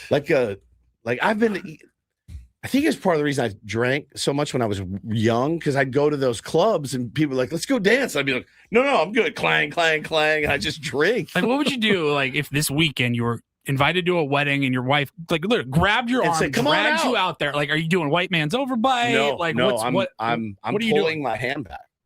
I'll say, You're just the guy who will not leave when their I say spot when I say around the dance when floor. I say phobia, if she pulled me out, if somebody, let's go, come on, Woodsy, I would go, dude, do not touch me. Do not ask me to do this. Do not ask me to do it. I can't do it. And we already have the video in our YouTube stream of you Ben at the dancing? silent disco. Yeah, that was you only had a couple beers at that point too. That was not psychedelics or anything, which is crazy. I cannot do it. So, Paulie, what would your phobia be if you had to answer that one? Biggest phobia? It's kind of a toss-up between heights and flying, but I give flying the nod. Really? I've flown with you before. I like going places. I hate being on a plane. I have never been able to get it out of my head, whether as a kid, teenager, or an adult, of the idea of like, hey, if one screw pops loose, this whole plane's going down, and I have no control whatsoever. Like, you gotta wear it. Yeah, I understand you could be driving through a green light and get T-boned, and you don't have a whole lot of control, but I still have the wheel in my hands. Like, I can still do something. I can swerve. I can step on the brake. You can't do anything. And like, if the air masks ever came down from a flight that I was on, I would have a heart attack. I wouldn't need to be applied to me. I would die right there. If we had some big jolt and those masks pop down like they do in the movies, don't even bother. I mean, it does actually happen where cabin pressure is lost. Right. It's not even that major of an emergency. I understand that. Kill him though. If they come down, I will have a heart attack. Holy cow.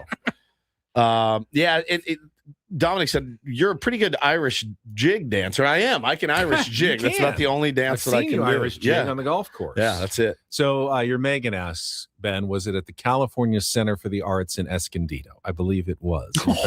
Look at her, the sleuth. I believe it was. Wow. It sounds like by Monday we're going to have some answers. If my wife can pull video of this. Of your wife. I will have it. Something tells me that you did pretty well in it. I don't think so. Did you? It was competition, right? It was. I did not win. Not win. I definitely did not win. I think I'd remember it more fondly had I did. No, but I did not win. Yeah, it's and I'm lucky to be married to someone that doesn't like to dance either. So it's not like she's like, come on, you never take me dancing. I remember going to this studio in San Marcos to practice a couple of times and try to learn the moves, but I was still busy. Like I'm always busy. So I wasn't able to give it maybe as much time preparation wise as I would have liked. Did Hula Ramos host it? That sounds right. Oh my God, she's found it. I think she found it. How did she do this? I don't know. This would be a great tease for Monday, everybody. I don't want to see it. I'm gonna text her right now and be like, do you have video of this? I told you guys about what me and John Flint down the hall got roped into that one year. Our old GM Rick Jackson made us dress in for his JC club or whatever. We had to go and we had to sing Deo in Hawaiian shirts and a big straw hat. I've heard about this for years, and I've never seen the video. John swears it's on their Facebook out there somewhere. I have not been able to find it. But literally, I mean, like this, like Deo, Deo. And then we had to do like a choreographed thing. That's their boss. Can we recreate this, John? I mean, he's not here. It's Friday, but that was your. Yeah, it was like, can you guys do this for me? And I'm looking at John going, say no. John's like, sure, we can do it. And it was horrible. That's not us. No. That's the original. But yeah, you do a lot of stuff in this job where you really don't want to. Yeah, John and I doing the thing. He said that. You want to talk about? I think I just started dating Hannah. She's like, you're joking. 7'8". That's it. Yeah, bunch. We had to do all of that stuff. That's a nightmare. It was a nightmare. Me want to go home right now. Well, you can because we're at the end of the show, and you know what? We never got to the reach around. Look at him. Reach around. You feel so in. You have 40 seconds. Just preview tonight. Let me give you reach around. Let me give you one highlight here. Jacob deGrom, second fastest ever to 2,000 career strikeouts, 6 shutout innings, 10 Ks. Rangers beat the Nationals 2-0. And then we didn't talk about that Cardinals game either. They beat the Reds. They were down 6-5-4 in the ninth. Last out was like a fairly routine fly ball, and the Reds butchered it. They just dropped it, ended up scoring 6 runs, and then held on to win 10-9 at the end of the game. So the Cardinals win 4 out of 5. They're still on the fringes of the National League wildcard race. So there's your very, very abbreviated reach around. And of course, we got Padres baseball for you tonight. Randy Vasquez either starting or probably bulk relieving against Connor Prelip, 3-6 with a 5.34 ERA, but guy the Padres aren't familiar with. Correct. Can always be seen that story. A little dicey sometimes for your San Diego Big push, Padres. Man. So, a huge push. We will be back Monday morning at 6 a.m. to wrap up the weekend series against the Minnesota Twins. Get you ready for the Pirates coming to town with any more news, and it'll also be the new owner press conference day on Monday as well. So look sharp, boys. Looking forward to that. For Paulie Reindl, Stephen Woods, I'm Ben Higgins. Braden and Frank coming up next on San Diego's #1 sports station, 97.3 The Fan. So long, everybody.